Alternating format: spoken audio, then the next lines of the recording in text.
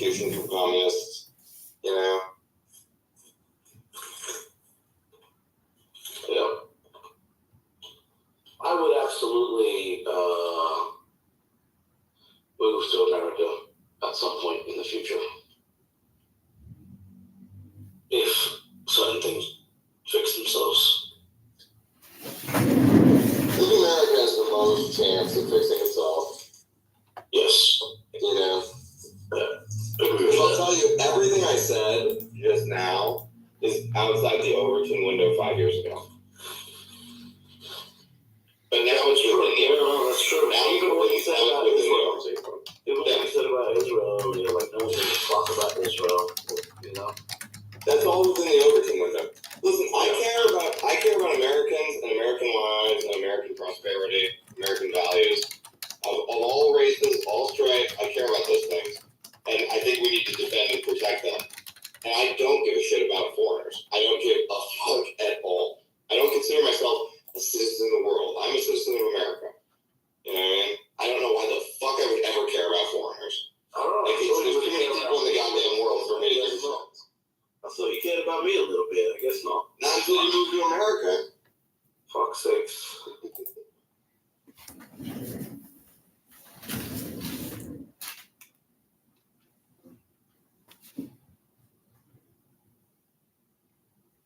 But yeah, what I'm saying is, like, the fact that you can say these things like mass deport 20 million people and nobody blinks an eye, like nobody really cares, because everybody, even if they're liberal, they all know that needs to happen.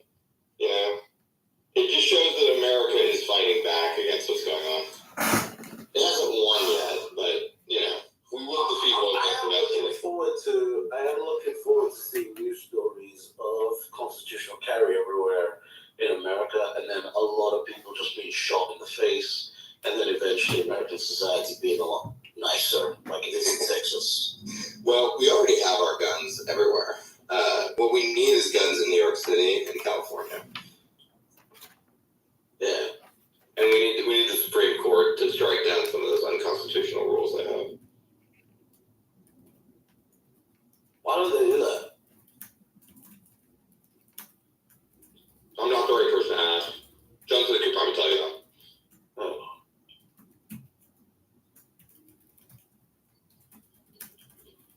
And then once you do all of that, you can start fixing your women.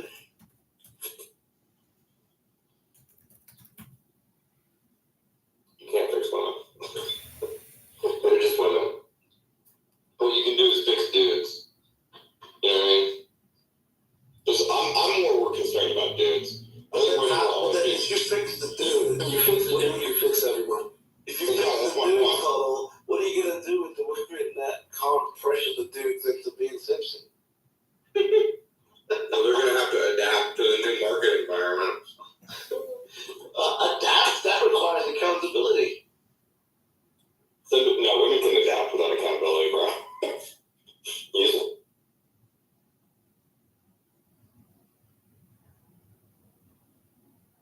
I think it all flows from men. There's a lot of problems caused by men being. There's a lot of problems that women have are caused by men being little bitch boys. You know, if we had more men. This man just said no to a lot of things the world will deal with. But yeah, 100%. We need to mandate that every young male, like, lift weights and get testosterone injections if necessary. This guy is hilarious.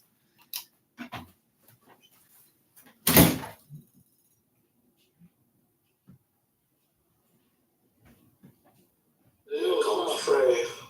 Where's El Chorizo, bro? Yo, what was the beef with Chorizo? I don't even know. We were saying he could do 30 pull-ups, and then me and Jimmy called him out on it, and then he kind of bitched out, because we were like, oh, you gotta prove it now, and he like kind of bitched out. He pulled the Teddy. He pulled a what?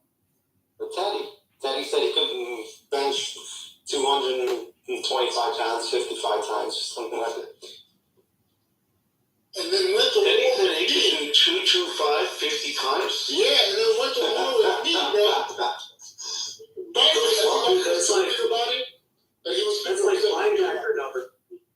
Yo, linebacker, that's NFL combine,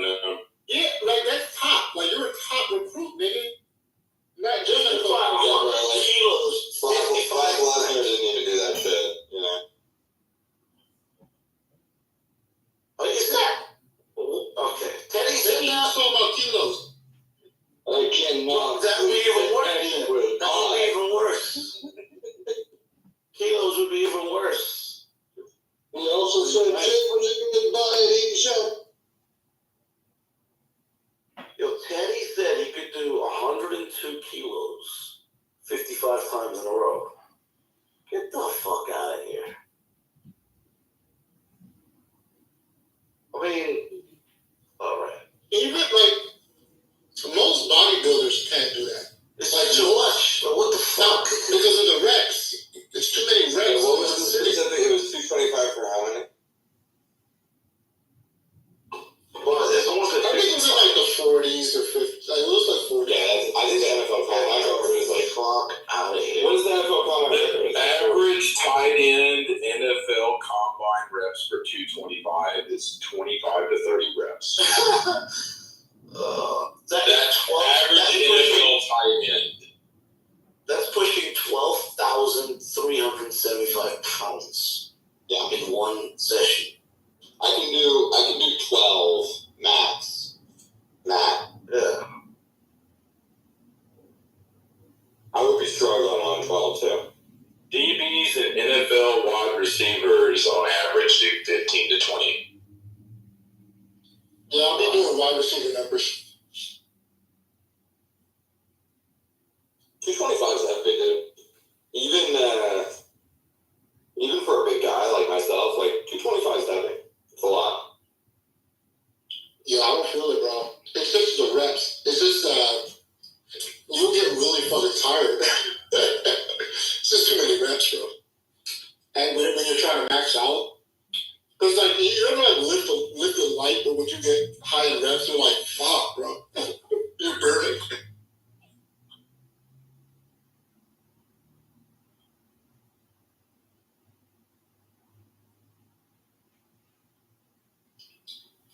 And I know how to cheat. Like I don't really bench press, but I'll cheat the 5, bounce that shit off my chest. I don't give a fuck, my son.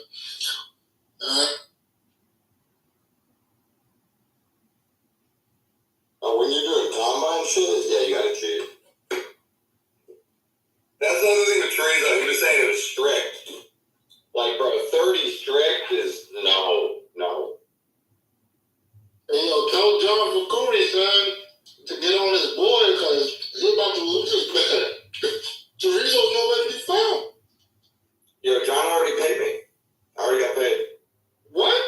Wasn't that part of his bet? Oh, niggas forgot about Jimmy? Alright. Alright. Y'all hear me like.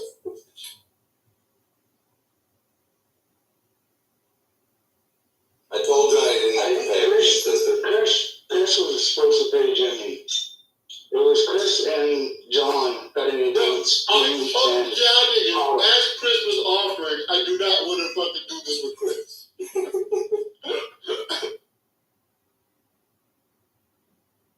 Yo, good luck collecting from Chris. Yes, I do.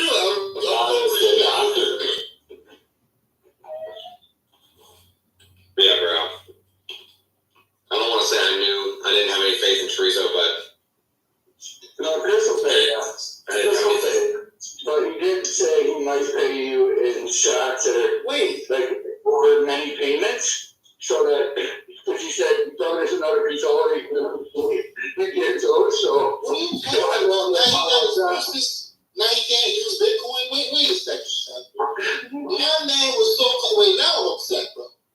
My man looked at us in our face, looked at us, bro. He looked at us, bro. And he told me with confidence, bro, I can do this, bro. We had a 45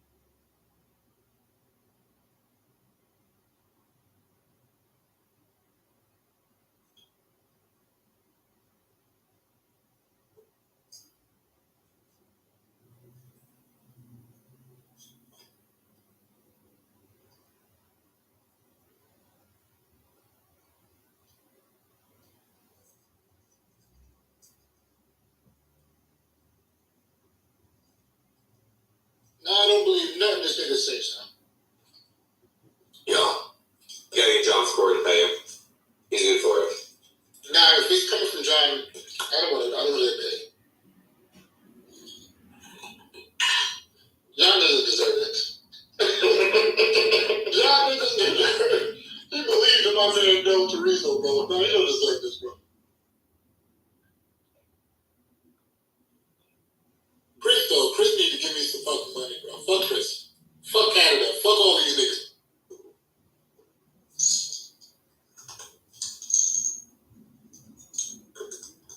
We need to annex Canada, bro.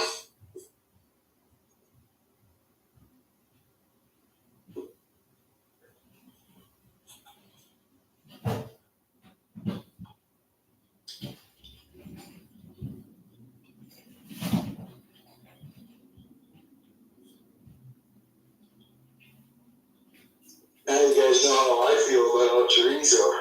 I've been taunting you, I've been encouraging you, and you guys don't do nothing. Keep hoping that you're gonna end it. If it was up to me, Dave, we already would have.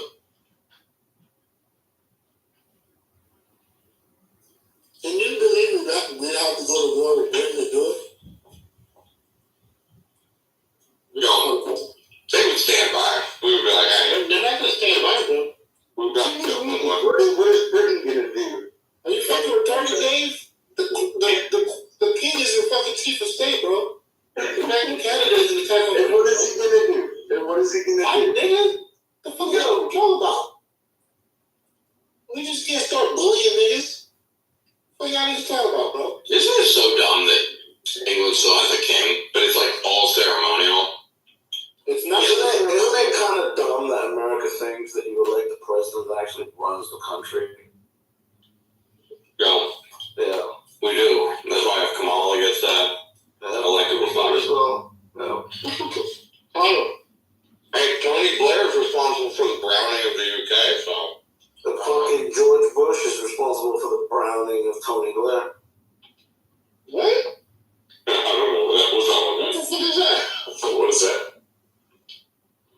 You keep using your passport to go to brown countries, British. Fuck you. You can double down on that shit.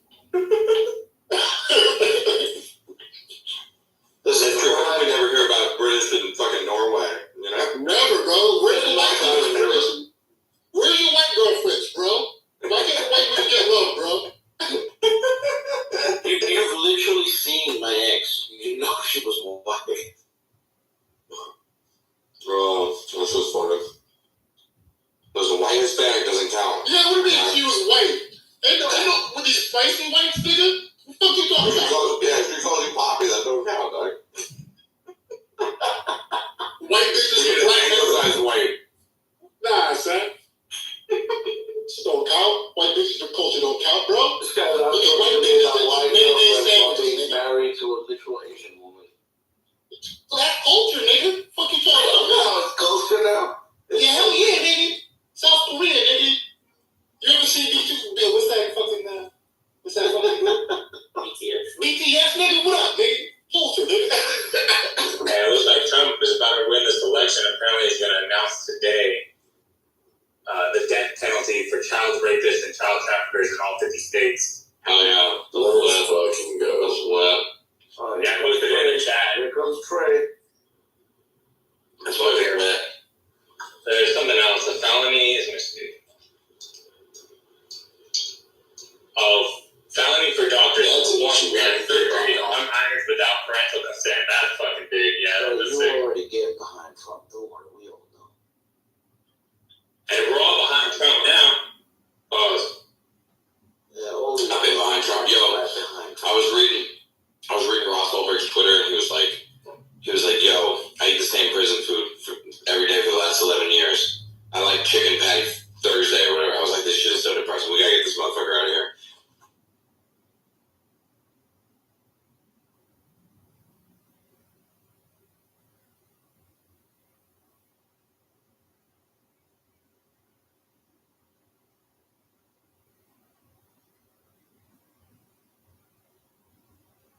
Chicken patties were what we had for school lunches.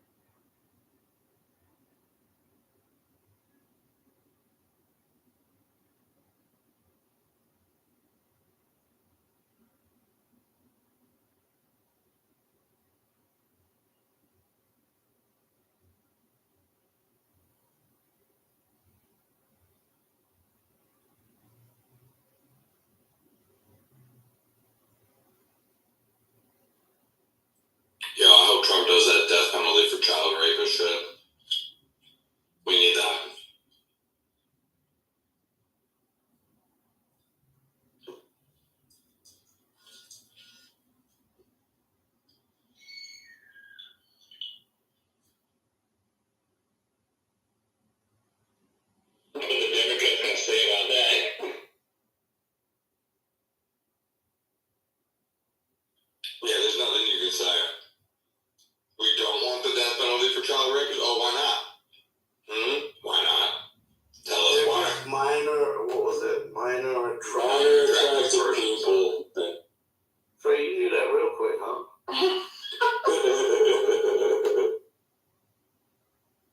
When the police pull trailers, minor attractive people, minor attractive protections.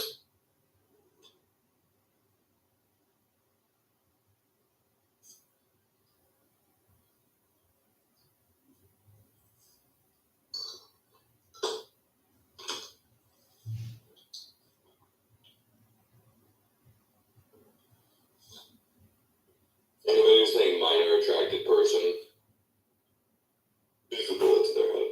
Yeah, also needs to die. Yeah. Like running cover for that, defending that shit? No. Fucking Pasta Boy has basically started retweeting things about melatonin supplementation. You believe this shit?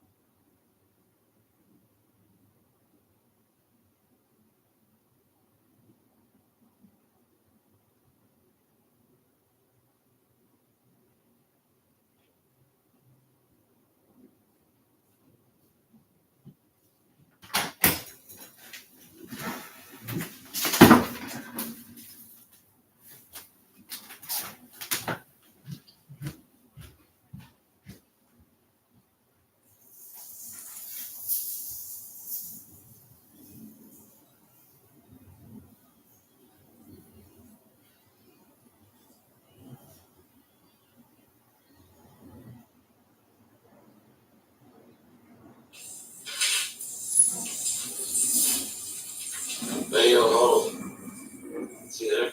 See there? Yeah. Fucking, the Power Law boys are all taking a round of applause on that OnlyFans model talking about Power Law.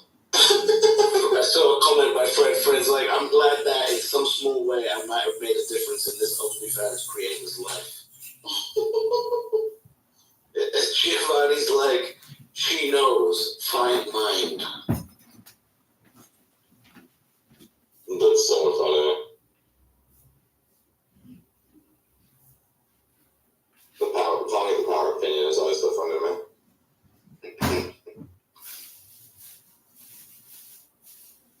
You notice he didn't respond to me the other day. He quit responding to a lot of people. Well, he yells at everybody, but he didn't want to respond to me. You know, like I'm trying to see. he can't. No, he can't to respond. get this. Hold on, let me try to get this. What are you gonna say? Hold on. Don't actually go to it because I'm gonna keep baiting him for. I wanna do this like over a longer period of months. Alright. I'm gonna bait him like, because I'm on your side now. Like now that he's telling people to trade. Yeah. Well, you weren't on my side before? Fucking. I didn't know.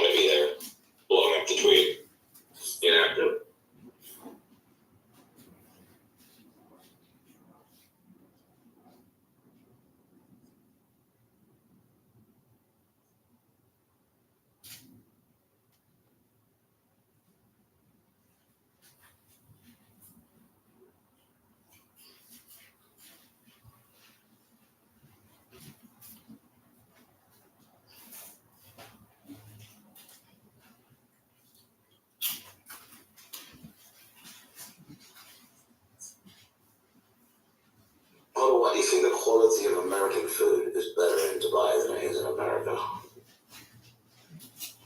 I reject that premise. It's not, I've tasted both, unlike you, so I can tell you it's the truth. Yeah, but I mean, what food are you having in Dubai that's better than Even what at Five Guys, let's pick Five Guys. Five Guys in Dubai is way better than Five Guys in Miami. I don't believe that, but maybe. I don't know. I'm literally telling you, I've tried it. I've tried both. I don't believe it. I just don't believe it. America is the best. I have to believe America. I just don't believe it. How can Dubai do Five Guys better than we do? I don't fucking know. I wish I could. That's what I'm asking you. I don't know. Yo, call me when Dubai has an In-N-Out motherfucker. Because their Zers are fucking far. It's probably got something to do with, I don't know, maybe the quality of the meat. I think the quality of the meat is higher in Dubai. Oh, fucking no. Dubai's a weird place because it's subsidized as fuck, you know? They're probably like, some Emirati eats there and he's like, this won't do. And then also the fucking, dude, a lot of the Muslims are getting fat as fuck, you know? Because they love food. I've seen some videos of them over there. Five Guys in Chicago was better than Miami. Like, don't they They're just as fast? big as Americans. And they're supposed to be fast, and how they get fat? I don't know, man. I was gonna do the ugly American thing of eating at McDonald's while I was in the UK, and then I was like, nah, I don't want to eat at a fucking McDonald's. I was gonna do it just as a bit, but then I was like, I don't actually It want would to have McDonald's. but if you're in Europe ever, then the fast food in Europe is much better than the UK and the I wanted to go to Nando's, and I didn't get to go to Nando's. Oh fuck. We have to do it. I know. Go buy some Protects and go to Nando's. I was too busy. I didn't have time to go to Nando's, and then they didn't. I was hoping they had one in the airport, but they didn't. What is Nando's? Nando's is it's a very, very chicken place, and it's like, yeah, it's like, It's just it would be like cheese barbecue. it'd be like the British equivalent of like Chipotle or something, you know? It's just culture, Becca. It's cheese barbecue. That's Nando's, basically. Chicken. They don't use like Peruvian chicken? That's what it looks like. No, it's Portuguese. Oh, Portuguese. Okay. It's a cultural phenomenon in the UK. Like I know about it because I hear like grill rappers talk about it, you know. And yeah, it's just one of those things over there. It's like a commercialized version of regular Portuguese grill, like barbecue chicken, basically. I don't think you get to talk about anything in the UK being commercialized. Because everything in America is commercial. Nando's is here in the US too. It's the same. I bet it's worse in the US than it is in the UK. I can make that shit myself, so I don't worry about it. I don't even. I already got Trump leading the polls again and calling. Oh, really? Was that the reaction to his child rapist thing? No, I would imagine it's some of the DNs. I sure there's. What was that random person? They put there's a bunch of random people.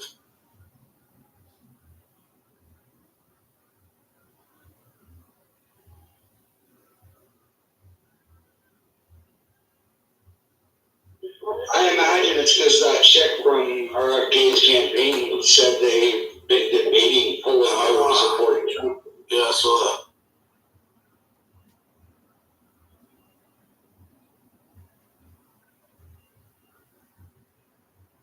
Yeah, JFK just needs to endorse Trump and then be on Trump's cabinet.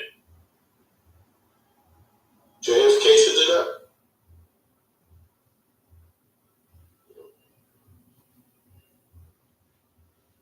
Supposedly JFK is considering dropping out of the race and supporting Trump. JFK's doing that? Those Americans don't understand. This is a fucking dumb, Dave. It's not even funny. Alright. And we know same thing, come on. That's always the American argument. Alright, I sound like a retard, but hey, no, I didn't. I'm American.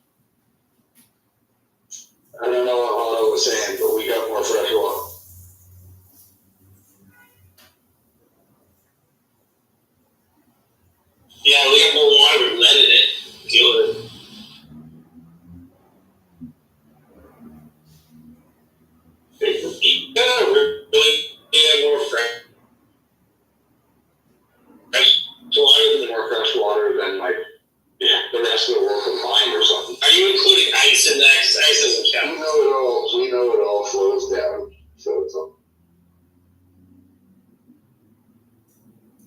You know, water doesn't start at the North Pole and go down, like, where it starts. Well, it starts at the center of the earth and it flows out of the Tigris and the Euphrates. See, it gets it.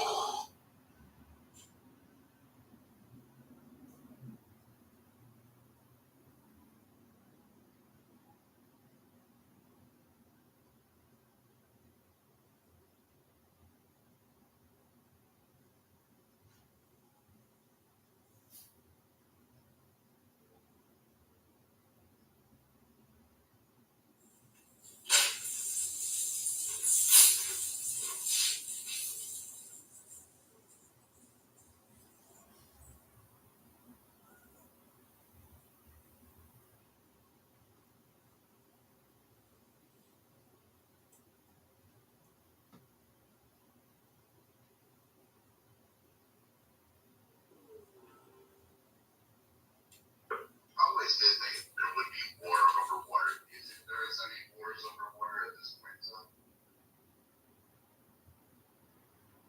I mean, like Northern California, Southern California should be at war with each other over water. Somehow, like, Southern California is like that. All over Northern California. The war is not over water. There's wars over water. And some countries, but not first world countries. It's not that hard to pick what water is their first world country. The war is over words, emotions, trolling. It's just gang on gang violence all throughout the world.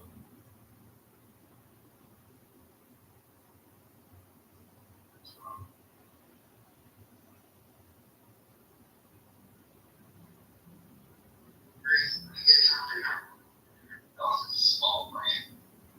What happened to that old Adrian?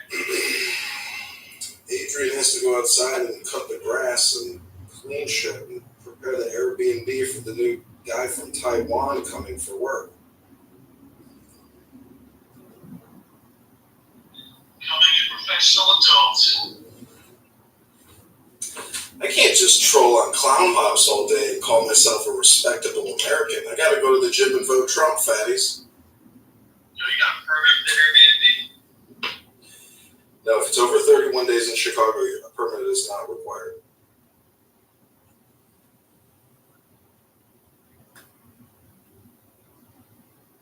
We're in Chicago. Having the festivities.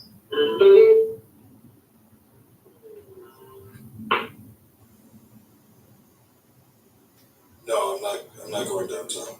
But I hear the police, even in the Northwest Side, having to go on the highway because these free Palestinian people are flooding the DNC, they're flooding the highway, they're flooding everything. There's 50,000 on them. They should stay at Airbnbs while they got them. Not at my Airbnb. I think they're probably sleeping in tents. How do you factor that? Well, in this situation, I already know because I don't have a tenant, but, you know, I'm just saying that you get people that come in for a pride parade, you get people that come in for all kinds of shit, and some guy who, you know, voiced himself on X, Airbnb deplatformed him because of his political opinion. So now I'm actually worried that, you know, that Airbnb would deplatform me for having a conservative voice on X. And Elon is actually funding a lawfare now against Airbnb for deplatforming for being a conservative pro-Trump on X. So you get your balls back from Elon, or it's still be quiet? No, Adrian Dittmann is not Elon Musk, and Elon Musk is not Adrian Dittmann. I am 100% sure of this. Yeah, but it sounds like you handed over your balls to Airbnb. Elon was taking it back. No, I don't have problems with Airbnb. I was talking about something that came up in the news.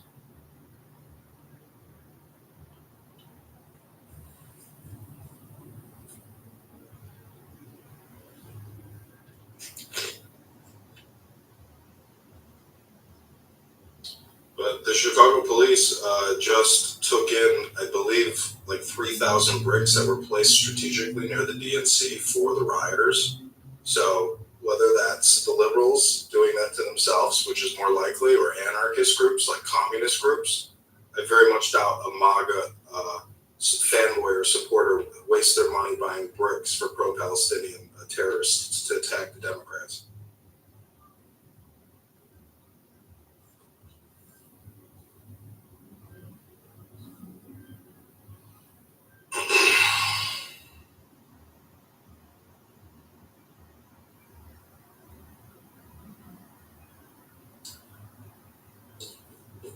Just one more comment, I guess. The Democratic National Committee looks like a pimps and hoes gathering of scam artists giving themselves awards.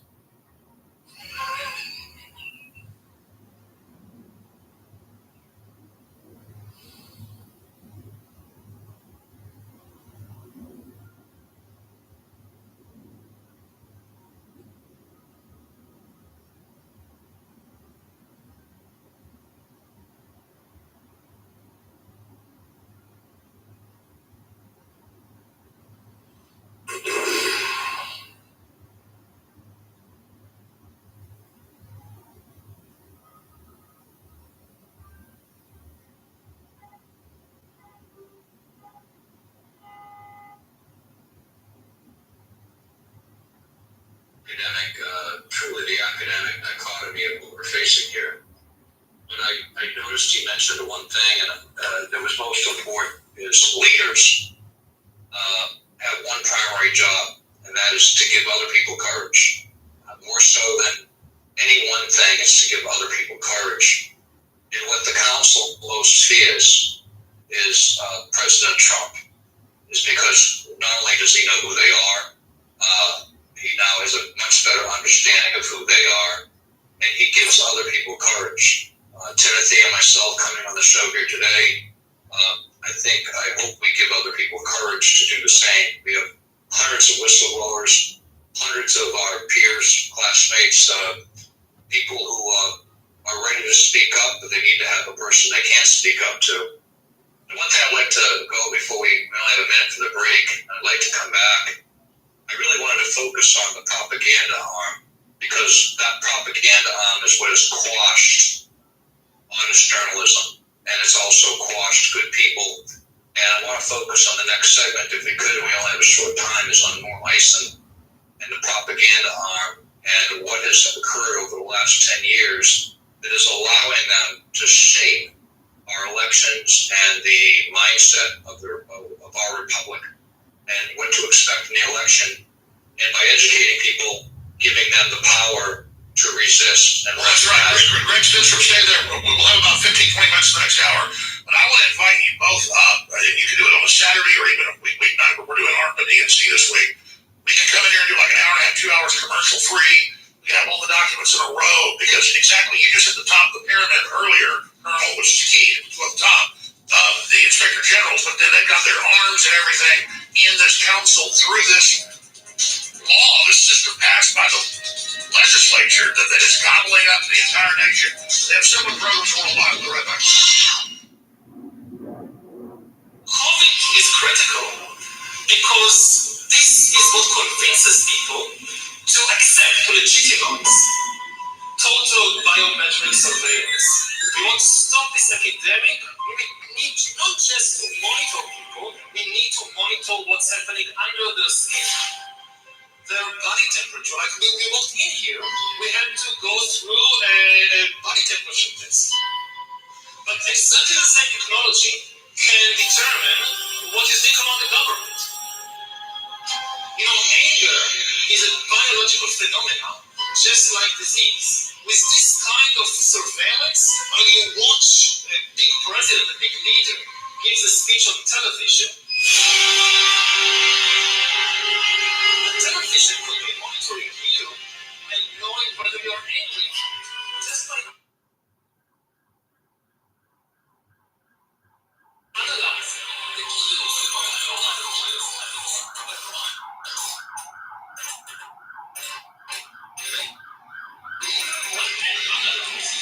Are you angry about what you hear?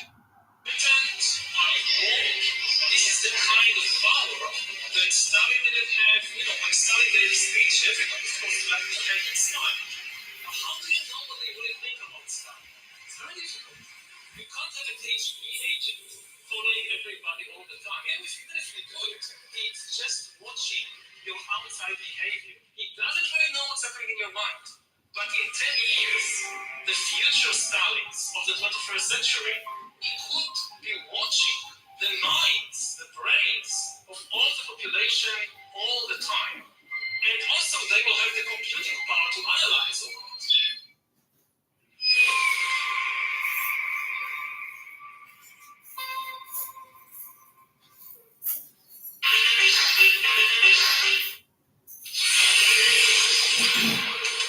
If you are receiving this transmission, you are the resistance.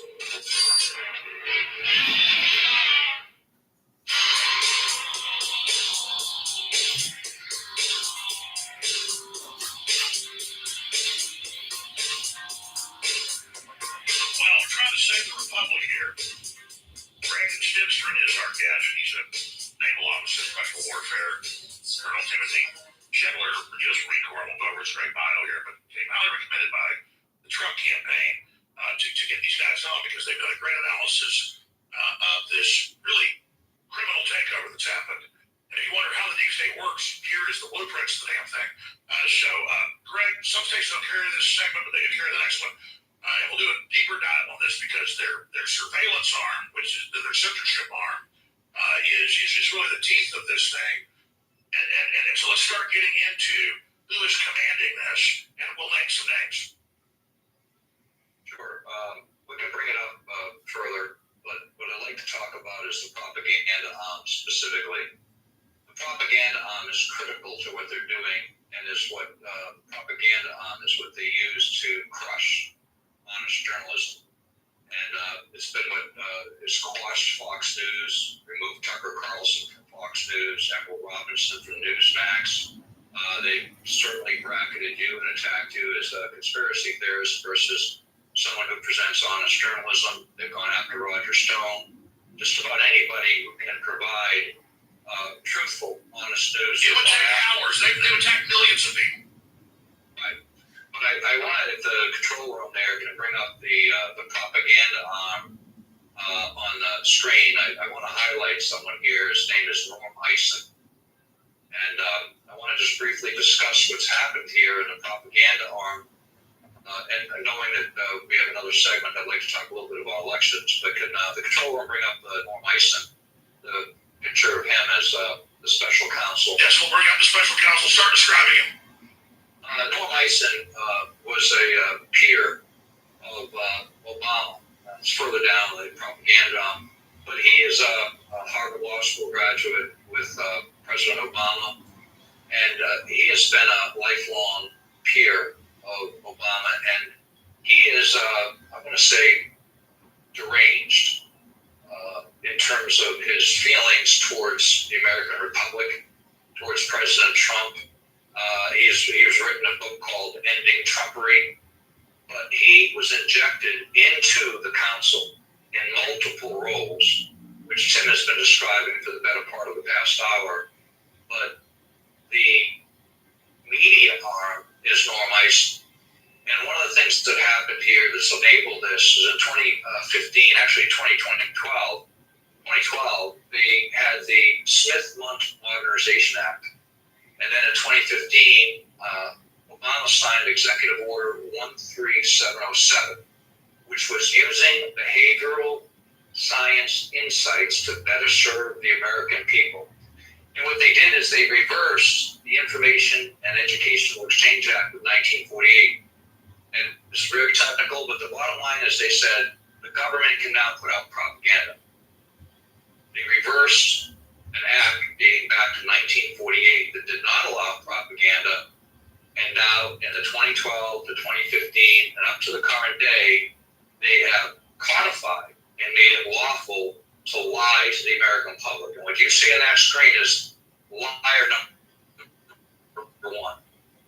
In the circles that he works in, he's known as the rabbi. That is not a denigrative to the faith, but indicative of his methodology and his obsession with lies through him, the media is controlled and people are denigrated, isolated, detained, destroyed. He will attack anyone who is going to oppose the council, the extraction of wealth, and their control over this country. So I know we've only got a little bit into the next segment here. We've only got 30 seconds, I think. And we can come back on the live show and talk more about that. The election. Put those chumps up against you. And we'll do more broadcasts on this. We'll do a whole show where you'll just send us stuff in chronological order: Exhibit 1, Exhibit 2, Exhibit 3, Exhibit 4. We'll let us just go. Or themselves, they'll be able to see it. And everything right there. But this is more important information. And I'm Alex Young, your host of Infowars.com/show and video. And Alex Young Comics. Yeah, he had turned it into a whole thing. It's now back in stock after over a year of not being available. It is the Vitamin C MC with rose hips. Now, this is a copy of Linus Pauling, who won the Nobel Prize for his findings of vitamin C's formula. It is 1,000 milligrams of organic vitamin C with zinc to take it into the cells and rose hips. Do you believe that supercharger? This formula is amazing. We've now had it for over 12 months. Now it's available back in stock at InfoWarsStore.com. It is simply incredible. What it does for your whole body, your immune system, is next level. So whether you're in super good health or not good health, everybody benefits from this formula. It's back in stock. It's found at InfoWarsStore.com. Vitamin C and zinc with rose hips at InfoWarsStore.com. And it funds the operation. So that's a win-win. Vitamin C with zinc. Linus Pauling formula at InfoWarsStore.com.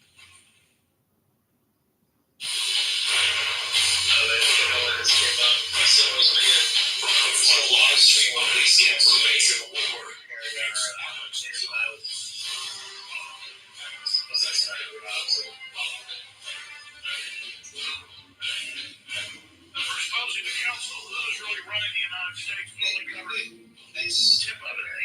Secretary General, yeah, the late 70s, Rick Stimpson, the research leader on this, along with our other guest, Colonel Timothy Schindler. And you were getting into the propaganda arm and describing the individual. Please recap that and continue. Just to recap for the show, the propaganda arm is going to be incredibly important to the upcoming election. The council, which has been described by Colonel Schindler, Dr. Schindler, for the better part of the past hour, he has laid out their codification, the fact that they're a real organization. But they have a thing called the propaganda arm. And I'm going to call it liar number one, is Norm Eisen. He was classmates with Obama at Harvard, and he has been injected by Obama into the council. The council is basically using him as the propaganda arm. In between 2012 and 2015, they reversed the Smith-Mundt Act, or they called it the Smith-Modernization Act. They used an executive order, and they repealed part of the 1948 Act, which now allows propaganda to be inflicted on the United States citizenry.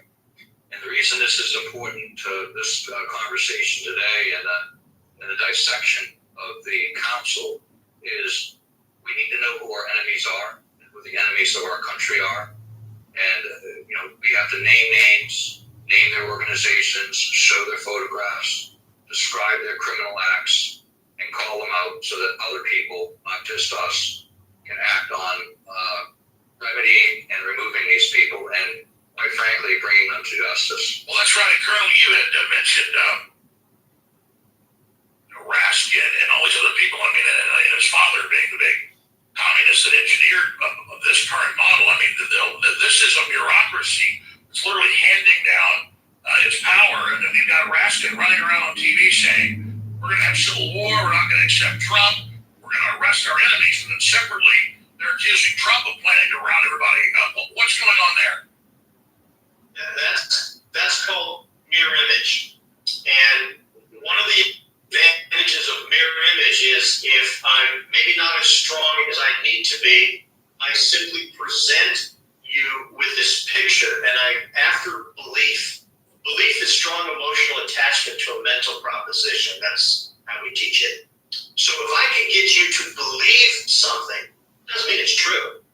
Doesn't mean it's false. Actually, it has nothing to do with it. It's about perception. What you perceive. Because I'm after trying to get your behavior. That is exactly what we're seeing here. So he is laying out the threat pattern. This is what we're going to do. And the beauty of this, if you were to look at this like a novel, like a layout novel, these are the two snakes. And they're climbing up the pole, and they're seeing which snake will get to the top first. And the one who gets to the top first is going to devour the other snake. This has nothing to do with violence. Quite frankly, just as they learned when they did the Port Huron statement, violence has nothing to do with this. Violence is rude, it's crude, it's unnecessary. Because once I control the administrative arms of power, the bank, I own everything. There's no reason to do that. But if I can hide in plain sight, I'll be okay. That's what's going on here. They're scared, and they should be scared. Because if the American public understands what is going on and says, wait a minute, you can't do this, you're just a public servant. You're an unelected bureaucrat. You don't have the power to do this. No. When I send you a letter, you will answer the mail. It's your job. As a matter of fact, if, God forbid, if you are working with someone else and it is a collusionary action, because that's a criminal offense. But then I guess we would need to have a Department of Justice that was interested in justice. And as you point out in the report, that's another big part of the council. You go through all the different divisions in the report. How many, from your research, how many divisions of the council are there? Now they have sub-councils regionally and locally, don't they? The best way to look at it is like this. There are 94 U.S. attorneys across the country, and they are naturally aligned with all of the courts. And they reflect, and they will prosecute or not prosecute whatever they're told to prosecute or not prosecute. If they are ideologically polarized, in other words, they're making their decisions upon an ideological belief, and it isn't based upon their individual oath to the Constitution, not an individual, to the Constitution of the United States. If they don't do their duty, they should be administratively removed. And if they are criminally complicit, they should be tried. And that's essentially what we're dealing with. If I were a co-opted public servant, I would be worried.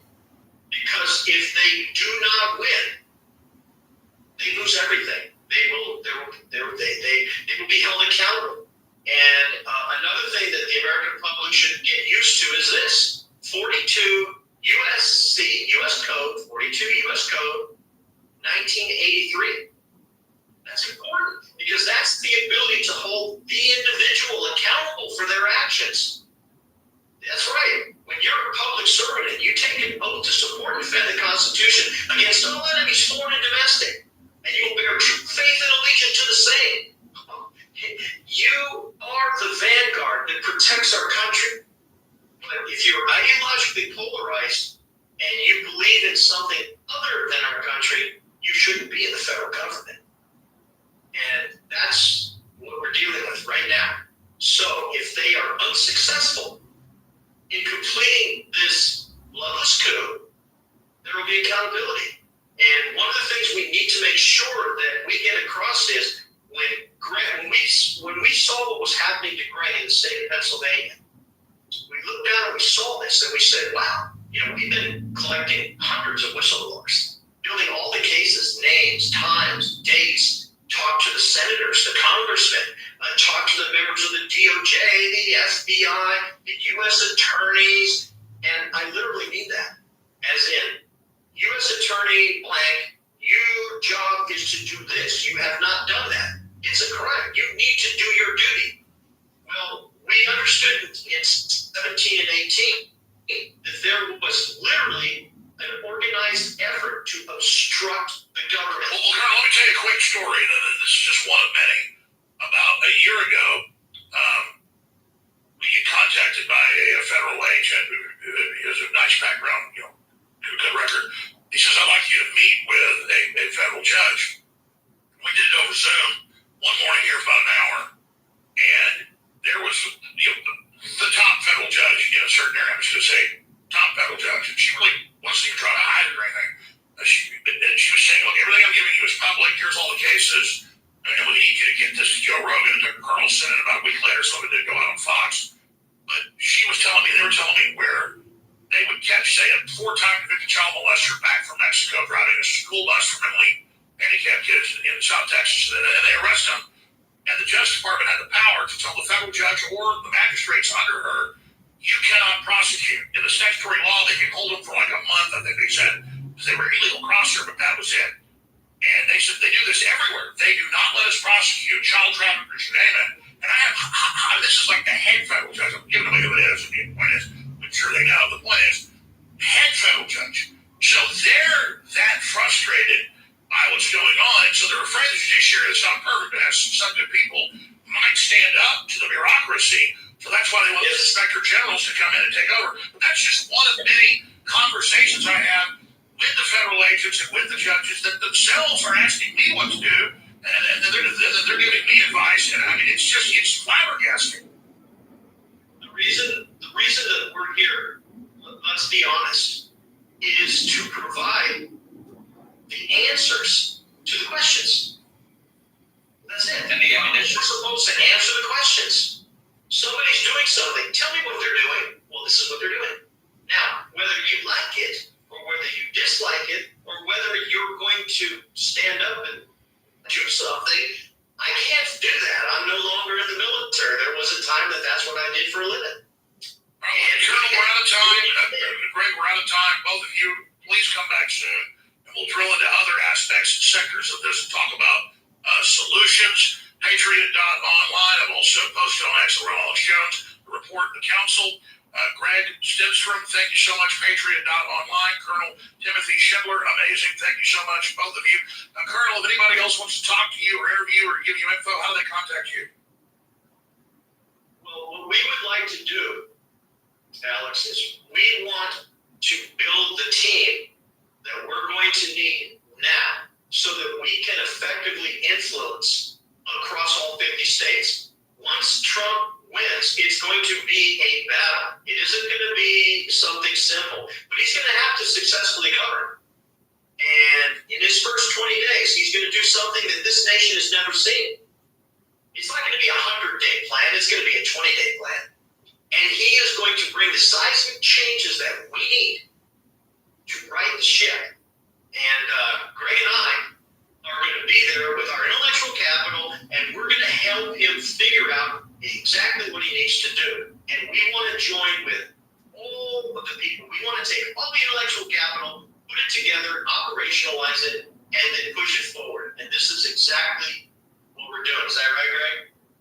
Yeah. All right, gentlemen, we're out of time. I apologize, but I've got a guest host set to come in here.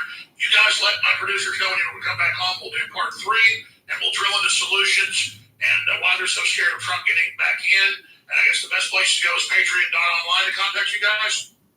Yes. All right, thank you so much for your work. We'll talk to you soon. Now, folks, it's up to you. This live part's over.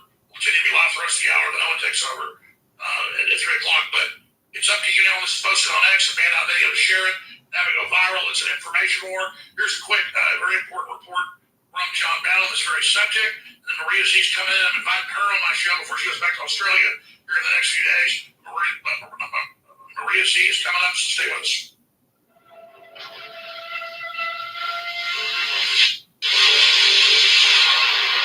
Colorado committed to strengthening legal immigration. Some have accused DHS of not enforcing our nation's laws.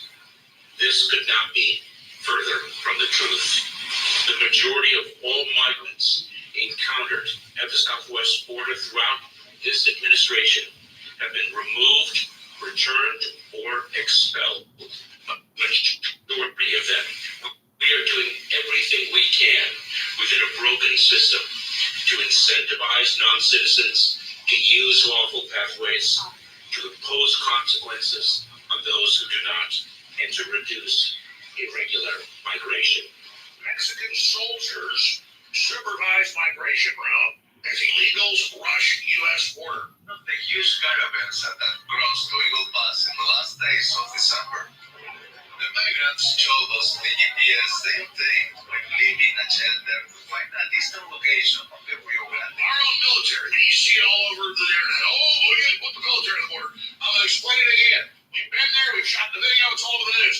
The U.S. military is down there facilitating and running the open border and cutting down barbed wire that the Texas Guard put up and the state police put up. Does the Biden White House have any intention to tackle this crisis in any meaningful way in the lead up to the 2024 election? No, on the contrary, they are suing Ken Paxton, Greg Abbott, and the state of Texas for Texas's attempts to put some buoys in the Rio Grande, trying to secure Texas's territorial sovereignty against the Mexican drug cartels and, frankly, Hezbollah and some radical Islamic groups that patrol large swaths, operationally speaking, of the U.S.-Mexico border. So they're actually, not only are they not trying to mitigate the damage, they're actually throwing fuel right into the fire, trying to make it worse. So let's just get that straight. Oh, there's liberal groups down there running things. Yeah, you think so? NGOs, non-governmental organizations. The groups from Venezuela showed up on the doorstep here at the Red Cross recently. No one knew they were coming, and they claimed they were given the address here by agents with the Border Patrol. Immigrant aid agencies were contacted to help them find a place to live. What's up to these asylum seekers who just got off the train? Everyone had heard that the United States is giving them a direct pass to cross the border. What happens now, if you're talking about all these different people that have penetrated, all these different intelligence operatives, sleeper cells that have penetrated our southern border, what are the kind of extortion points, the pressure points that are used from within? We all know why the Democrats hang their hat on ignoring the word illegal, because they have no qualms about doing whatever it takes to further their growing socialist cause, even if those actions are illegal. And just how many illegal aliens are in the United States? Pew Research would have us believe 11.5 million, while a new Ivy League study doubles that number according to Breitbart. The population of illegal immigrants is roughly 22 million, or twice the establishment estimate of 11 million, say 3 professors from Yale University and the Massachusetts Institute of Technology. But you have to account for the illegal aliens that remained in the shadows after decades of unchecked border crossings. And if you allow something illegal to go on long enough, the reason for the established laws becomes more apparent. The Washington Examiner reports nearly half of the residents in the nation's 5 biggest cities do not speak English at home, choosing instead their native language. According to the latest Census Bureau data that details the impact of a decade of soft immigration policy, overall a record 67 million do not speak English at home. That has nearly doubled in 27 years. I'm talking about the top people in the country who were willing to talk about immigration. The issue is just sitting there on the ground waiting for somebody to pick it up. Unfortunately, most of the black political leaders that have a platform are actually politicians. Now, I'm from a nonprofit. We don't endorse anyone, but I think that they go along with whatever the prevailing issue that will keep them in their positions. But there are people who want to speak up. I have many of them. We just have to have people who are brave enough to be able to allow their voices to be heard. John Brown reporting for InfoWars. Welcome back to the Alex Jones Show. I'm your guest host, Maria Z of ZMedia.com, and I have a very, very important guest coming up in just a moment to talk to us about the smart city weapon systems that are being deployed across the UK, Australia, and certainly, I would say, in the US. And I witnessed some of that last year when I was here in Florida with all of the streets being purple. But before I bring our guest, Mark Steele, on, I just want to talk to you briefly about why this topic matters today. This article as you've seen, if you've been watching since the morning, Chase spoke about it, Alex spoke about it. The Biden administration rushes digital ID plans. That was just posted on InfoWars this morning. And let me tell you that this is absolutely devastating. I've been warning for some time about what this means in Australia. And there's certainly a tweet I want to take you through in a moment of an Australian that moved to Iceland who was subjected to digital ID and what that looks like in his country when he was warning Australians about digital ID. And now I'm warning Americans because I've come from a country where they say, oh, this is voluntary. But within 2 days of them passing digital ID into legislation, an electrician who was trying to renew his license so that he could work was told, you can't do it unless you get a digital ID. What is a digital ID? Well, it's a social credit system, or at least an ID that links you to one. And although we may not be seeing the evidence of that just yet, you only need to look to countries like China to see how digital ID is weaponized against the populations. And this does relate to the smart city conversation that we're going to be having today. But I want to briefly show you from this man's ex-post. Australia just passed its digital ID bill into law. I'm Australian, but I live in Iceland, a country that already has an all-encompassing digital ID system. And he says, if you're wondering how this is going to look, I'll tell you here. Now, just replace Australia with America so that you can get a sense of what this actually means. So he says, in Iceland, the digital ID system is linked to each person's Kenitala or social security number. I sign into everything with my electronic ID via my phone. Anytime I access my bank account, phone services, accounting, tax, insurance, credit score, manage my assets, meaning car or house, power bill, medical record, when I vote, or even want to pull up to a store receipt of something I've bought, it's all linked to my digital ID, everything in one place, everything. And of course, that opens you up to penalization if you purchase things that aren't considered net zero. He says you can't even get power turned on, get a phone number, buy or register a car, rent or buy a house, or even buy certain items without having a digital ID. He says it does have some benefits, of course. When you try to do something, it's more streamlined. That's if you trust the government with your data. But he says anyone can look up where he lives, the license plate of his car, how much tax he paid last year. There is absolutely no privacy at all in Iceland. Now, to pair with that absolute dystopia where everything that you do is on display at all times, every single movement, everything is tracked and monitored, and you cannot function in society without this digital ID, which, by the way, initially won't issue you a negative social credit score. That comes later. Apart from all of that, you have the smart city infrastructure that is going to track and trace every single breath, and that is what my guest today is going to talk to us about, not just the tracking and tracing, but the weapons that are being deployed in these smart cities. Mark Steele is a weapons expert, and he's also been exposing the weapons systems that are being deployed in smart cities. Mark Steele, welcome. Thank you so much for joining us today. Thanks for having me, Maria. It's really good to be here. Absolutely. It's wonderful to have you. Well, we're going to break in a moment, Mark, but you and I have spoken several times about the C40 Cities Network, the weapons systems. You are, in fact, in touch with Blade Runners yourself over there, who are pulling down these weapons systems, and the team's got some of those clips which you can just play as we're talking, pulling down these weapons systems without consequence, by the way, because if they were to try and prosecute these people, they would actually expose in court that these are weapons systems. And so this is what you revealed to me the last time that we spoke, Mark. But today we're going to actually look at Unix traffic. We're going to look at some of their stated policies, this fusion technology, and also the Microsoft Azure system. Mark, you've recently been experiencing censorship. We've got about 30 seconds to break. Am I reading this right? I'm seeing barely any likes or comments on your Substack, which is not typical of your Substack. You normally get quite a lot of people looking. Yes, we get lots and lots of censorship now with the digital platform that do not want people to get or to understand what 15-minute cities really are about.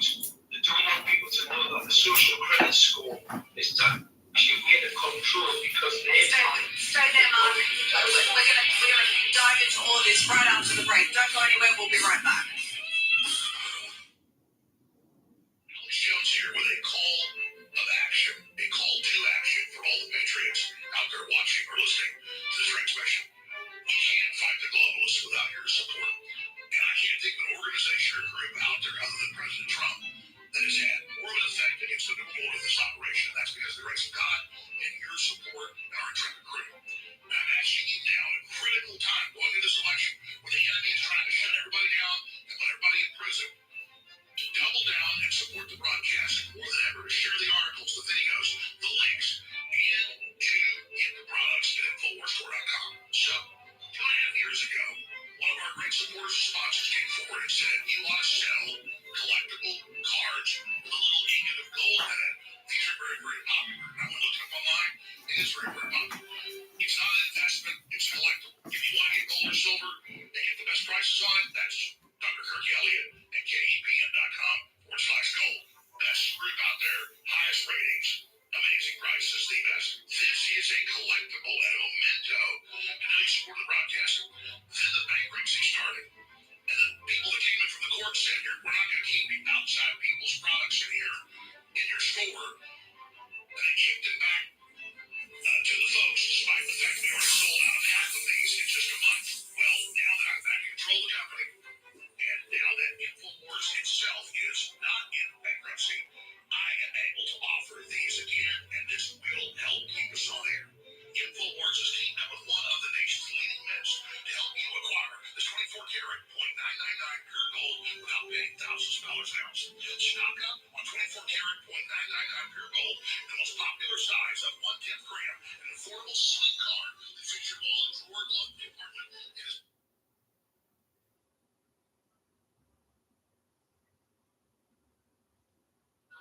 It was the weakest bill under that bill. Millions of people would have been allowed to comment. This is a weak bill, but you didn't need a bill. I didn't have a bill. I said, close the border. And that's how we got to those numbers, the lowest ever recorded. I said, close the border. I didn't have a bill. I didn't need a bill. She doesn't need a bill. Biden doesn't know where he is. So where is he? Whatever happened to him? He got out. He's now sunbathing. He's in a beach someplace. But all he would have to do as president or her is say, close up the border. And it's closed. But they don't want to close the border because when they first took over, I had built hundreds of miles of wall, and I had 200 miles of wall in addition to what I said I was going to do, because certain areas needed it. As we closed areas, other areas became very, very strong in terms of people wanting to come through. So I bought 200 additional miles. So it would have taken about 3 weeks to erect it. We were all set to erect it. Then we had a terrible election take place, terrible election, and everybody here knows that. And I realized that they don't want to do it. And they actually solved that. And that was designed to the highest specifications of, when you look at the steel, that's concrete, 5,000-pound concrete inside, and then rebar. And it also has a lot of technology, wires and things in it for high technology. It was designed to the highest specs of the Border Patrol. I wanted actually concrete plank. I would have done a beautiful job with precast, like you have in parking garages, long span. It's called long span precast, but they had to be able to see through. I understand that. They needed certain things that you can't do with concrete plank. So we did that, and very expensive to do because you needed all sorts. In other words, they wanted the steel, they wanted the concrete, so all different methods, and very hard to cut it, very hard to do it when you have different substances, and then very powerful rebar inside. And what happened is, as soon as they came in, they sold it for 5 cents on the dollar. They sold this stuff for 5. Somebody made a lot of money because that's very valuable, but they sold all of that.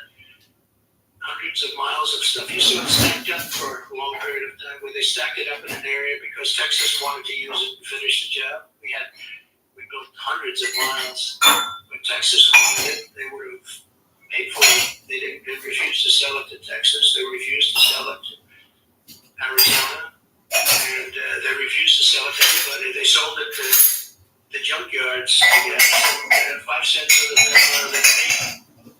Day one, I will seal the border. border sealed.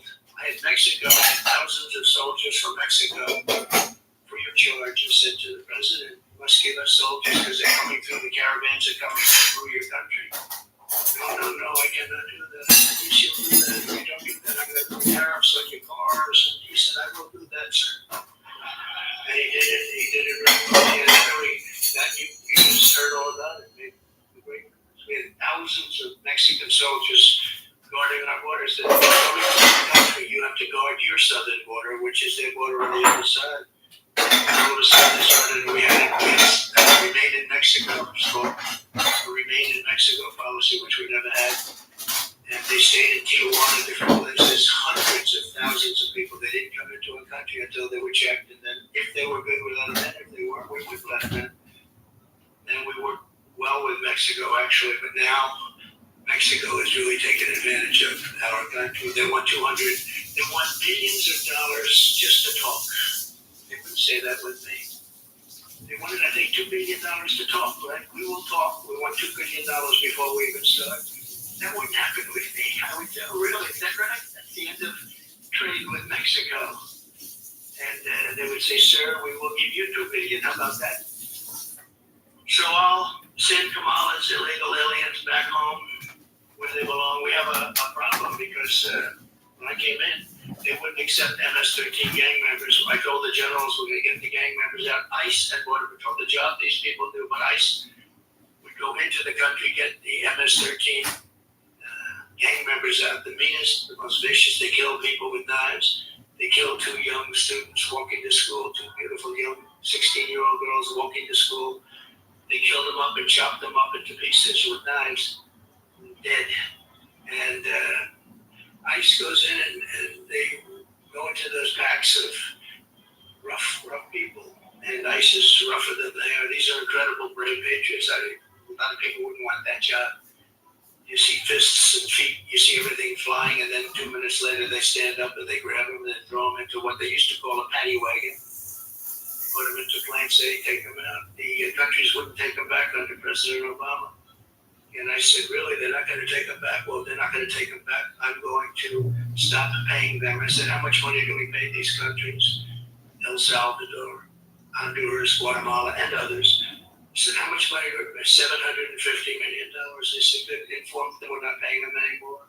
And the following morning, I got calls from all of these countries. Sir, there must be a misunderstanding. We would love to take them back.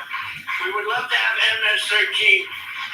We would love to have MS-13 back in our country. It would be great honor to have them back. And before we get too far, we're almost finished, but before we get too far, I want to tell you that we have criminals from all over the world pouring into our country right now. Your job will never be obsolete. It will never be obsolete, unfortunately. It'd be nice if we could have peace, but we're not going to have peace. And this is something we're going to have to live with for a long time. She has allowed millions of people, open border, to flow into our country totally unchecked, totally unvetted. And they come from jails and prisons, slightly different. They come from mental institutions, all over the world. This isn't just in South America. People think it's South America. It's from Africa, Asia, the Middle East. A lot of people coming from the Congo in Africa, the Congo. Rough. And they're prisoners. And we say, "Where do you come from, Africa?" "Where in Africa?" "Prison." "What did you do?" They don't want to say. They turn out to be murderers. These are rough people. And we're allowing them into our country from all over the world. From South America, yes, but from all over the world. They come from insane asylums. And many are terrorists. So we have prisoners, mental patients, mental institution patients, terrorists pouring into our country, totally unchecked, unvetted. We have some of the worst terrorists in the world. We know where they are approximately, but we don't know too much. But we know they're the worst. We have the worst terrorists in the world pouring into our country. And she's the president. Wants to be the president of the United States. She's vice president. She could do it. She's in charge of the border. She could have closed up the border. She shouldn't have closed it up. They could have told Mexico, if you don't do it, we're not going to do something. We're not going to have trade.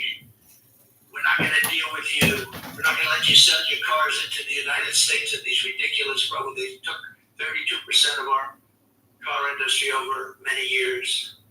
They took it out of Detroit. They took it out of different places, but they took it, and they took it big from this state, from South Carolina, from a lot of different places. They took 32%, and I think now the number is bigger. You know, I don't know if you know that they're building some of the biggest car plants in the world right now in Mexico. Wouldn't happen with me right now in Mexico. And China's the one building them, and they think they're going to make these cars and then release them into the United States without tax. It's not going to happen. We'll put 100% to a 200% tariff. We're not going to let it happen because all of our jobs from your state will be gone. And I watched this union head. He's an incompetent guy. He's approving for what he did, for what he's allowed. Every job, every auto worker here will be out of a job within 3 years if I'm not elected. Every auto worker in the state, they're all going to be made in China. They're going to an all-electric policy. Well, we have more liquid gold under our feet than any country in the world, but we don't have for what you need for an electric car. What China does and its territories do, and we're not going to let it happen. But they're building some of the biggest plants. I have a friend who builds plants. He said some of the biggest in the world. I think he's doing them are being built in Mexico. And they're going to sell cars, produce them and sell them in this country with no tax. It's not going to happen. And I told them, I said, you better hope I don't win. Always dangerous to say these things. Maybe that's why I get shot at and other people don't. Right, John James? That's probably why I get shot at. Other people, they'll protect other people because they can't believe they got so lucky. But I have to do what I have to do. I have to do the right thing. The border czar, Kamala Harris, has allowed hordes of illegal alien criminals to literally stampede into our country. We're going to end that on day one. We're going to close our border. We're going to get all of the bad ones out. And we're going to get them out fast. In Shelby Township, Michigan, earlier this year, a 32-year-old previously deported illegal alien monster was arrested for repeatedly sexually assaulting a young girl under the age of 13. Local law enforcement described the crimes as absolutely horrific and says he had many other victims, including death is involved, death. Young girls. In St. Joseph County, Michigan, an illegal alien was recently charged with breaking into a home and sexually assaulting two very little girls, very badly assaulted. In Mississippi, just days ago, an illegal alien child predator was charged with raping a 10-year-old boy, and there were other cases where they were raping 10-year-old boys and girls, and in many cases they were dead, they were killed. Last week in Coney Island, 2 Kamala migrants were arrested for the rape of a 46-year-old woman who was loved by so many people, throwing her to the ground and raping her over and over again, and then working her over with a knife to her throat. One of them had previously been arrested for raping another woman, but he was shielded from deportation by the New York City sanctuary laws, which Kamala strongly supports. She wants it very much. The woman said he didn't want to rape me, he wanted to kill me. She thought she was dead. She survived, but she thought she was dead. She said he didn't want to rape me, he wanted to kill me. This is what we're allowing into our country. And then you hear, oh no, the people coming in, they're much less violent than the people. That's not right. They're much more violent. And they make a hat. Sheriff, they make a hat. And I don't want to brag, but it says Trump was right about everything. And if you look, whether it's the border, I've been right about everything. Unfortunately, I wish I wasn't. So when I return to the White House, we will stop the plunder, rape, slaughter, and destruction of our American suburbs, our cities and towns. And I think that women living in the suburbs, I keep hearing about the suburban woman doesn't like Trump. Well, I think it's a fake poll, because why would they like me? I keep the suburbs safe. I stopped low-income towers from rising right alongside of their house, and I'm keeping the illegal aliens away from the suburbs. I think that they like me a lot. I think it's a lot of fake polls. We've seen a lot of fake polls over the years, but I was not supposed to win anything, and we won the big one. We won it in did a lot better the second time than I did the first. But women want to have safety. They want to have a strong military. They want to have a strong police force. They want to be in their house and they want to be safe. They don't want to have people pouring into their doors and you can't do anything about it, right? So I think that's the number one thing. I hope they like my personality. I have a nice personality. But to me, it wouldn't be very important, the personality. They want to be safe. They want people like this happy, and they want people like this taken care of properly, because those are the people that keep them safe. So we'll shut down all deadly sanctuary cities throughout the country, because all they do is they shield criminals. I mean, they basically shield criminals from prosecution. I will shift massive portions of federal law enforcement to immigration enforcement. We're going to put a lot of immigration enforcement. We're going to close down the border day one. And we are going to, just so you understand, I am not a radical at all. I'm just a common sense person that was successful in what I did because of the same thing. We are going to let people, and we want people to come into our country. A lot of people. We need them. We need them for jobs. We need them for everything. We want people to come in, but they have to come in through a process. They have to come in legally. And we can let a lot of them come in, but John, we want them to come in to our country legally. We don't want to let people come in and murder 19 people, and then you hire that person in a plant, and all of a sudden you notice that people are being killed all over town. We want them to come in legally. On day one, we will begin the largest domestic deportation operation in the history of our country, bigger than Dwight Eisenhower. Dwight Eisenhower was he was sort of a moderate person, but he hated when people poured into our country, and he was very strong on deportation. We will remove all criminal aliens immediately. All of the criminals, we start with that. We're going to get them out of here fast. Nothing good is going to happen with thousands of terrorists being in our country. You know, we had 1 month where Border Patrol was actually, there's a chart, and I don't believe this, I love it in a certain way, but I don't. They said in 2019, zero terrorists came in. Now, I don't believe that, but it's an awfully good statistic. But it was very few that came in. We were very tough on that. We had everybody checked so carefully. And they had it, actually in 2019, they had zero. Now you have thousands of terrorists coming into our country. Thousands of terrorists. These are the people that blew up the World Trade Center. Bad things will happen. And if I'm elected, we're going to get them the hell out of here. We're going to get them out of here fast, very fast. And I told you that other countries who really they put their people into groups. They send them up here, and by the thousands, the caravans. I think it was the name that I came up with. I don't know. Maybe somebody will say he's lying about that. Somebody else used the term 14 days earlier, but we came up because it just seemed like an appropriate term. It's a caravan of thousands of people. We have one caravan coming up right now, thousands of people that go right into the country. But I call these, they wouldn't take the MS-13 people back or other criminals back. And the general said, we're just not able to do it, sir, because they won't take them back. They put planes on the runways so that you couldn't land the plane. They'd block up the bus lanes so you couldn't bring the buses in. You couldn't get them back. And when I told them that they wouldn't get any more money, I said, let them know they're delinquent. They broke in the deal. We're not going to get any more money. We paid them for years, hundreds of millions of dollars.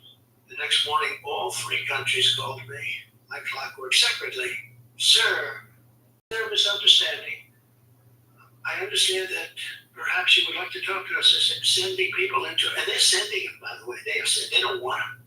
They're sending them. All of the countries are sending them. And now they're coming in because of her, because she's so pathetic and weak at the border. The worst job, the worst border czar in history, I can tell you that. Whether she's a czar or just in charge of the border, it doesn't matter. But they're sending them at levels that we've never seen before. And they're destroying our country. But they all said, all three, it was almost like identical conversations. It was, sir, is there anything we can do to make up for this misunderstanding? I said, yep. You take your MS-13 and you take your gang members and you take your criminals and your drug dealers. We're sending them back. And we're sending them back today. And And we sent thousands and thousands of people back. This has stopped for years. Under Bush it stopped, and under Obama it stopped. But this had been taking place for years. And I only found out I said, that's good, get them out. I don't want to put them in our jails, because we put them in our jails. What are we going to do? Keep them for 50 years, 60 years, and expense? The really bad ones, we did do that, however, because, we don't want them coming back. But all of them said, sir, we would be delighted to take MS-13 back. This would be a great honor. They're such lovely people. And we took them out by the thousands. We took MS-13 ICE, took MS-13 out of our country by the thousands and thousands, and they received them, and that's the way. It's just another little story, but it's a story that's very important, because I can't see a guy like Biden making that call. Can you? You think Biden thinks at night, gee, how are we going to get MS-13 out? He doesn't know he's alive. He didn't know he's alive. And this one is just a Marxist. I mean, she's a Marxist communist person, and we're not ready for a communist president, okay? We're not ready for it. We're going to destroy our country. Under my leadership, no community will be surrendered to violent criminals. No citizen will be abandoned to migrant crime. We have a new form of crime. It's called migrant crime, and it's probably more vicious than the crime that we already have, which is pretty vicious. These people are vicious, and please don't let anyone convince you that our criminals and we have more crime. They are sending massive number of criminals. And you heard me say this before, Venezuela crime is down 72%. 72. Because they've taken their criminals out of Caracas. They've taken their criminals out of all of their cities, all of their areas, all of the country, and they're sending them to us. And I'm amazed that they're not doing it quicker, to be honest with you. It's happening fast. They're also emptying out the jails. And this is true all over the world. They're emptying out their prisons, and they're taking their criminals from off the streets. They're taking their drug dealers, and their crime rates are down at levels that nobody's ever seen before. And everyone says, oh, so-and-so's doing a great job running such and such a country. No, they're not. They're just very intelligent. I would do it if I were them. I would do it much faster. I can't believe they still have some left. But their jails are getting to be very empty. And what they're doing is they're literally dropping them in, they're busing them in, and they're bringing them in. And they're saying, don't ever come back. If you come back, you get the death penalty. Or if you come back, you get killed. Don't ever come back. And you see the crime statistics are unbelievable. If you look at the jails are, they've never been so low in terms of the world. I'm talking all over the world, because they're sending their criminals to the United States of America, and they're saying, don't ever come back. And their jails are being emptied, and their criminals are being taken off the streets, and their crime rates are plummeting. But that's what we want for our country. So we're sending those people back, and these are the people that can do it. So we're going to have the Reform Department of Justice, will once again be a friend and partner to our great local police and police officers general, and we'll be working with victims of crime very closely, but will not be working with the criminals that commit the crime. We're going to change it around. Right now, the criminal has a lot more respect within our Department of Justice than the victims. We're going to be working with the victims. We're going to get the gangsters, the drug dealers, the dangerous offenders behind bars, and we're going to get them ideally out of our country, ideally, except in extreme cases. We have some extreme cases where they've murdered many people. And in that case, we want to make sure they're away. But the amount of crime that we have is unbelievable, and the lack of crime that these other places, it just makes so much sense. That's all common sense too. They're taking their criminals and they're bringing them to the United States, and they look so great. In cities like Caracas, which was a very dangerous place to be, these are cities that have opened up. They have new life. But our country is suffering, and they just got here over the last 2 years, mostly over the last couple of years during this administration, during our great border czar who wants to be our president. They'll be laughing. Watch President Xi will be laughing. Putin will be laughing. They'll all be laughing. By the way, the war with Russia would have never started, with Ukraine would have never started if I was president. October 7th would have never happened. Iran was broke. They had no money for Hamas. They had no money for Hezbollah. This is a very dangerous time that we're in. It's dangerous in terms of crime and all, but it's very dangerous in terms of a possible World War III. We're very close to World War III. People don't realize it. We're closer than we've ever been, I think, ever since World War II. But this would be a war of wars because of weaponry. This isn't, as I say, two army tanks going back and forth shooting at each other. The level of power, the level of weaponry that there is in the world today is so bad. It's so dangerous. It's so bad.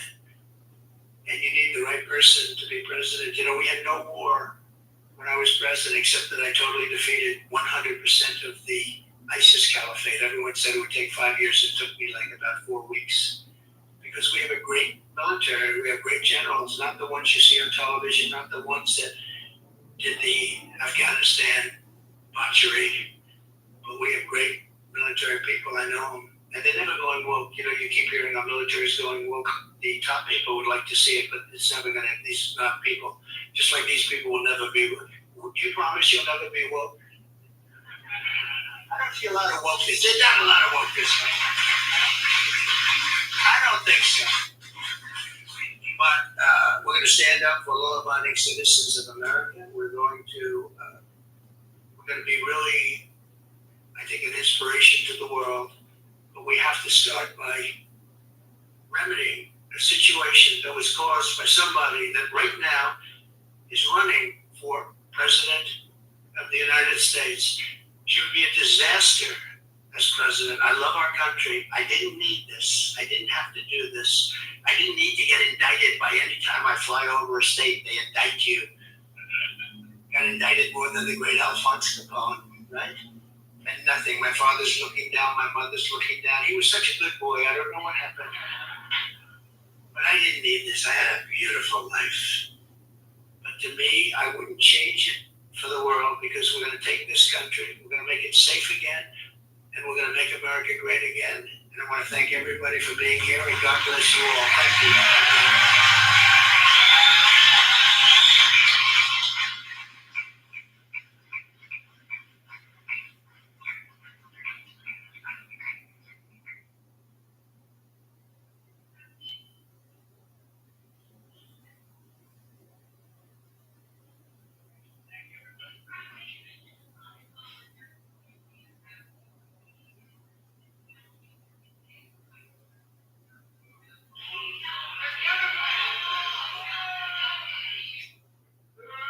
Here in 2021.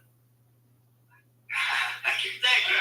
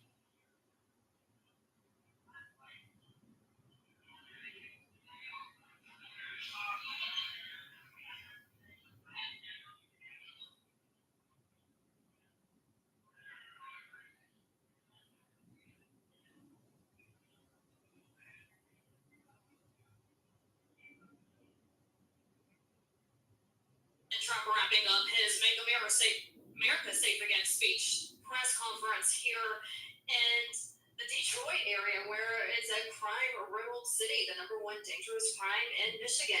If you missed that last question from one reporter, he did not take press questions, but one reporter did ask about President Trump coming to this county, and here's the reason why.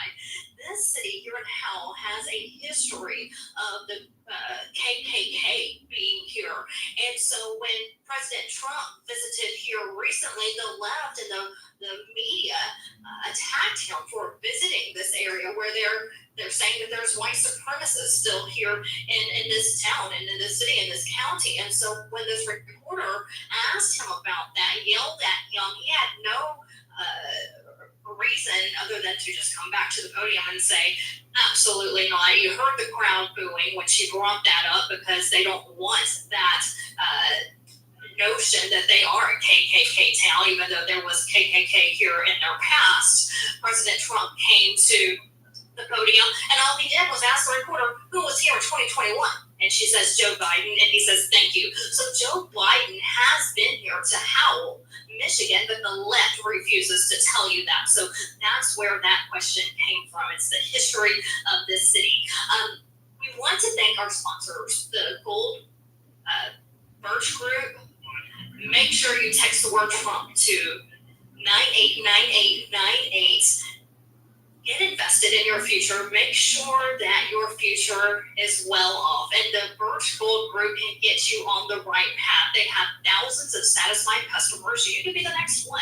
Make sure you contact the Birch Gold Group. Text the word Trump to 989898 and do it fast. Do it today, because for the month of August, they're doing a giveaway for free Trump silver coins. So don't miss out on this special offer. Birch Gold Group. Text the word Trump to 989898.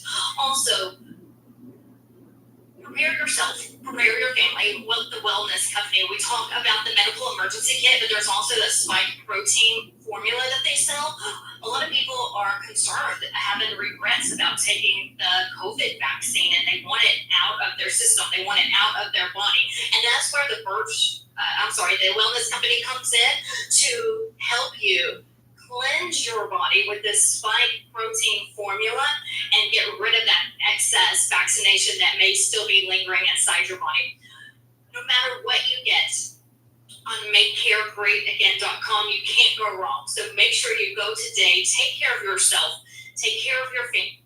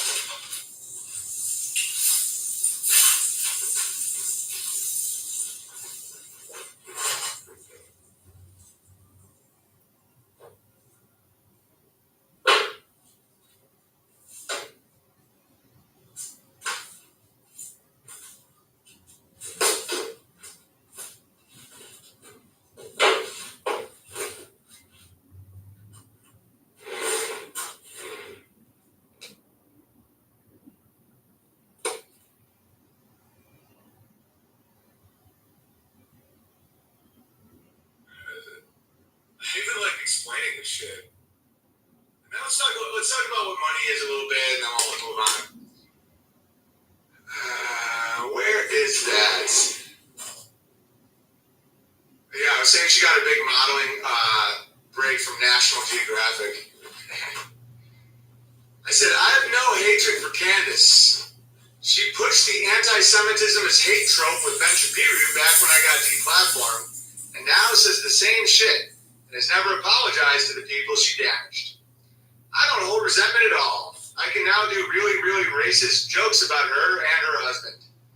If she acknowledged where she got this information from, and that her and her Jewish overlords who paid her millions and millions of dollars, who attacked me specifically, to the point where I wasn't allowed to own a rental property on Airbnb, right?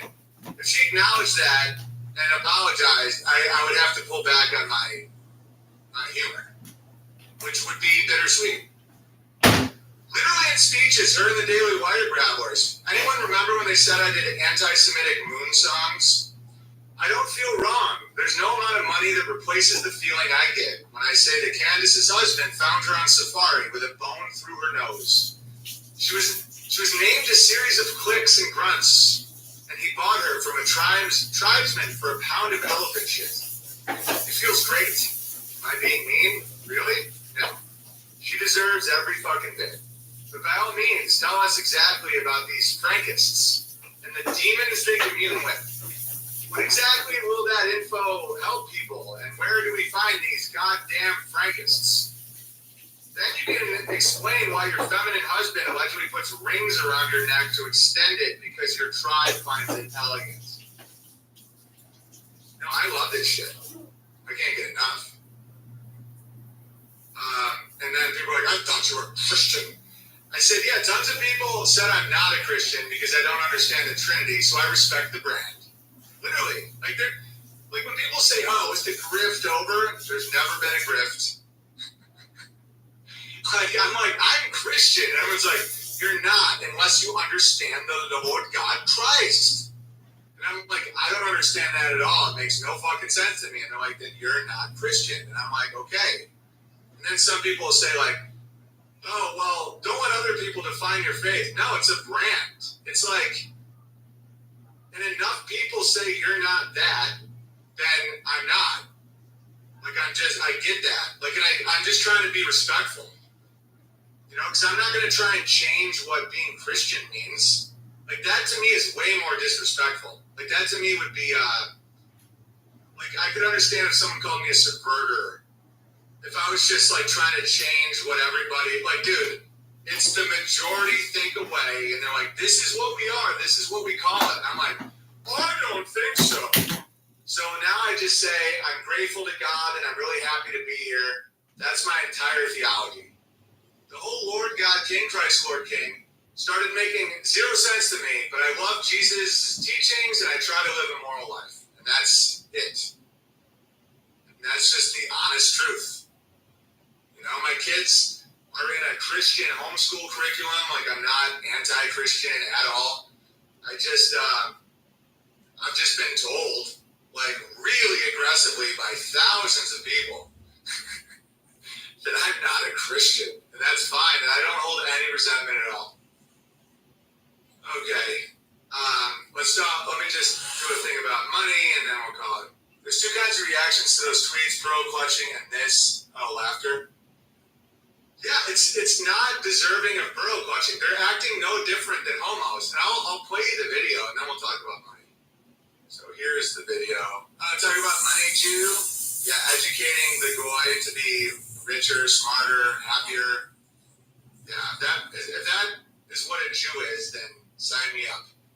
I don't even know what they mean when they say Jew now. Does it just mean like you're the man? What is the Christian grift?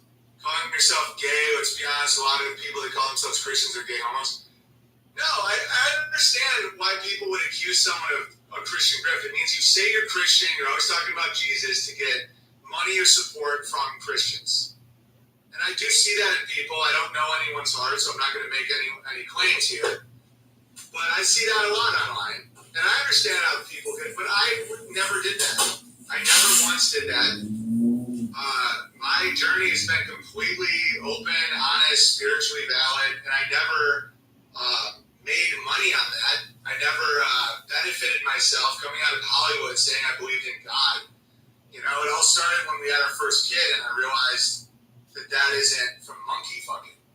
You know, a big bang didn't create the giggle of a newborn child, right? And I felt like this incredible mercy, like that I didn't deserve it, and that I had been forgiven for something.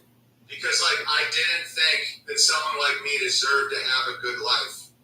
And I was, like, crying, right? And so then I started relating with people that had these Christian experiences, these coming to Jesus moments of, like, being born again, seeing something beautiful and knowing that you had been forgiven on some level. And then with that came responsibility, and then you had to try harder, and you had to improve your life and speak the truth. And then you go through this wave where, you know, I've went through churchian phases where I'm like yelling about how, like, you must, Jesus, blah, blah, blah. Like, I've done that in long live streams. You know, you go through this phase of, like, you want to tell everybody, and you think you know all this shit, and then it starts mellowing out, and then you realize that people are just people, and you can't really judge anybody, like, on their soul level. And then people started explaining to me that I wasn't Christian because I didn't understand the Trinity, and I refused to just go along with it because I didn't get how you pray to yourself.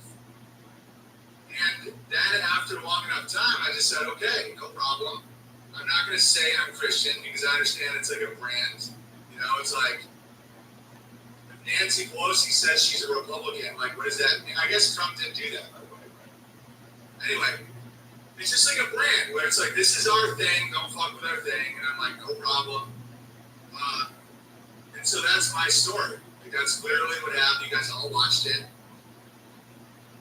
I remember when you declared you weren't Christian, it was very freeing for a lot of us. Yeah, because I think a lot of Christian listeners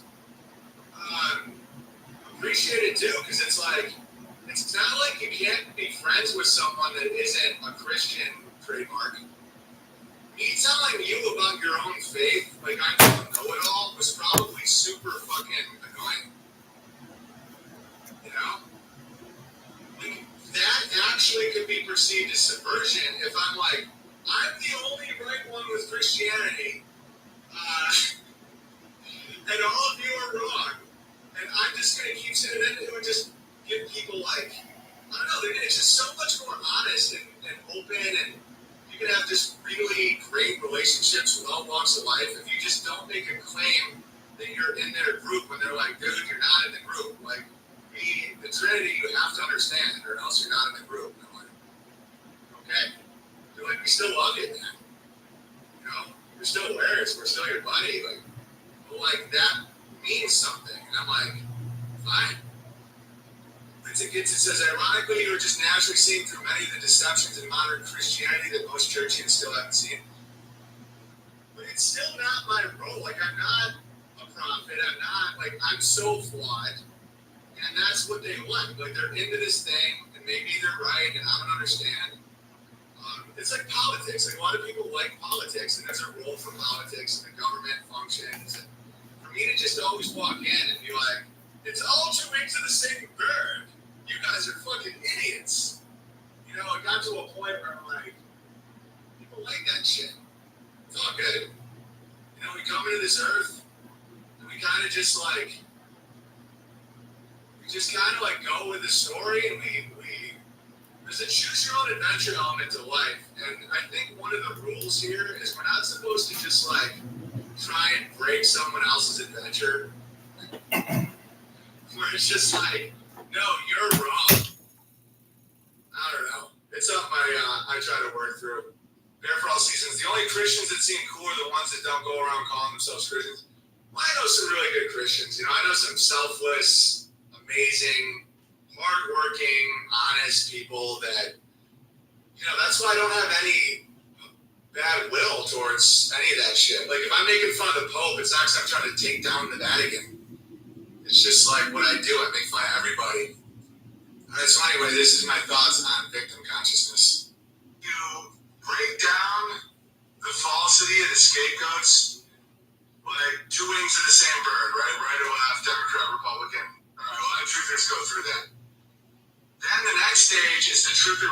realizes it's not the Rothschilds either. They're just providing a service. And I know a lot of you guys will not accept that. Totally fine. It keeps going until you realize your enemy is yourself, right? That you're the final boss. That's not me. That's not just me saying that. That's spiritually ancient knowledge, right? That you're the final boss. And then what seems to happen is when people can't accept that, they make me their enemy. And I see that with how they try and bend and twist who I am to justify them hating me, right? Whether I'm trans, I secretly have a bunch of Mexicans doing all my farm work. I'm a practicing Jewish man with quote-unquote Jew blood. What are some other ones?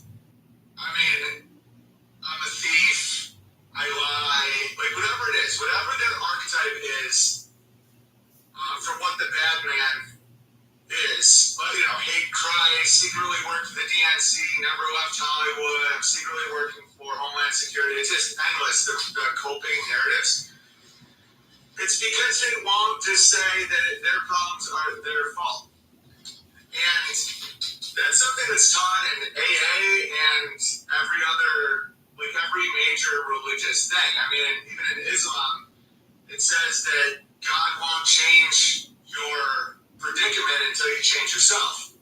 In Christianity, it's pick up your cross, and they're the same thing in Hinduism with karma and dharma, Buddhism with, the suffering is from your own desires. It's the universal thing that you are responsible for your own suffering. And it's like the hardest thing for people to face. But when they face it, their life improves dramatically. I've been through so many groups, man. I'm like this weird, don't get me wrong, I'm not saying I'm this great human being or the smartest boy in the world. Like Hollywood, when I point out the trans kid thing or that being gay wasn't great for people and all that stuff. A lot of you guys that probably found me recently don't even know my history. I was in a bunch of movies. I was a regular on a sitcom. I've done Leno and Fallon and all that stuff. My picture was hanging up on the Hollywood Improv wall. I was doing headlining theaters and clubs for like 15 years. And when you point out that it isn't Christians that are why they're sad, it's not because people won't accept homosexuality. That's not why they're sad, right? Imagine the seething and coping that comes when you tell a gay man in Hollywood that the reason they're alcoholics and drug addicts and they lie is not because there's Christians praying and they're not, worship for being gay. And I was the guy that said that. Same with the trans people. Why is there trans kids? If only I had been allowed to be trans when I was 5, I wouldn't be suicidal, right? That's what a lot of these trans people feel. That they've always been in the wrong skin, and if only they had been acknowledged from the time they were 5, they could be real women, blah, blah, blah, blah, blah. It's not true. It's just not true. A lot of times people feel like they're an imposter in their own body because of sexual abuse. There are cases of intersex or hermaphrodites or people with a strange combination of gonads or whatnot. Sure, but it's not what the plague of transgenderism was not that, in my opinion. It was a world that fetishizes sex through pornography, through hookup culture, all this stuff about what a woman is versus what a man is.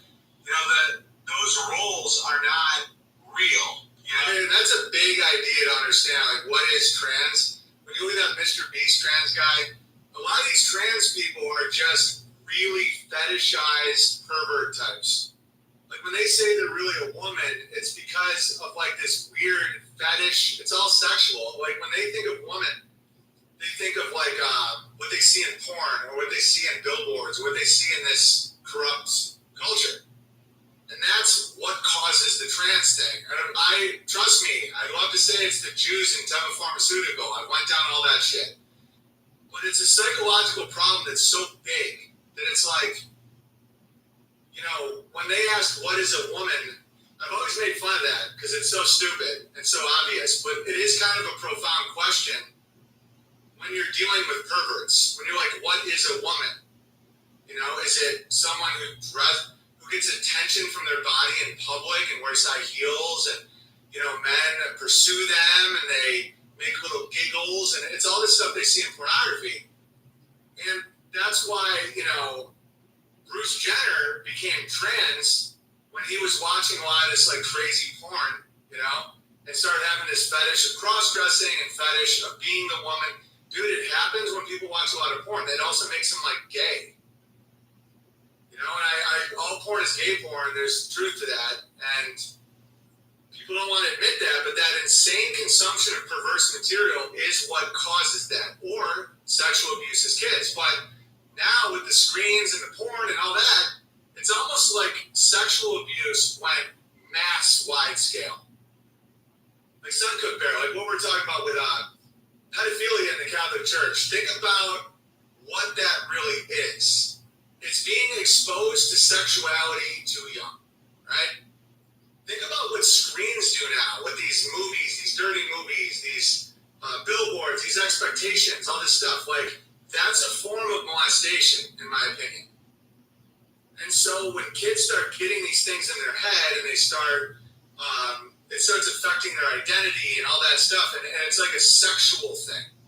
That's what I think trans is. And so the thing that got me pariahed out of Hollywood is saying it's not the Christian right that is making you sad.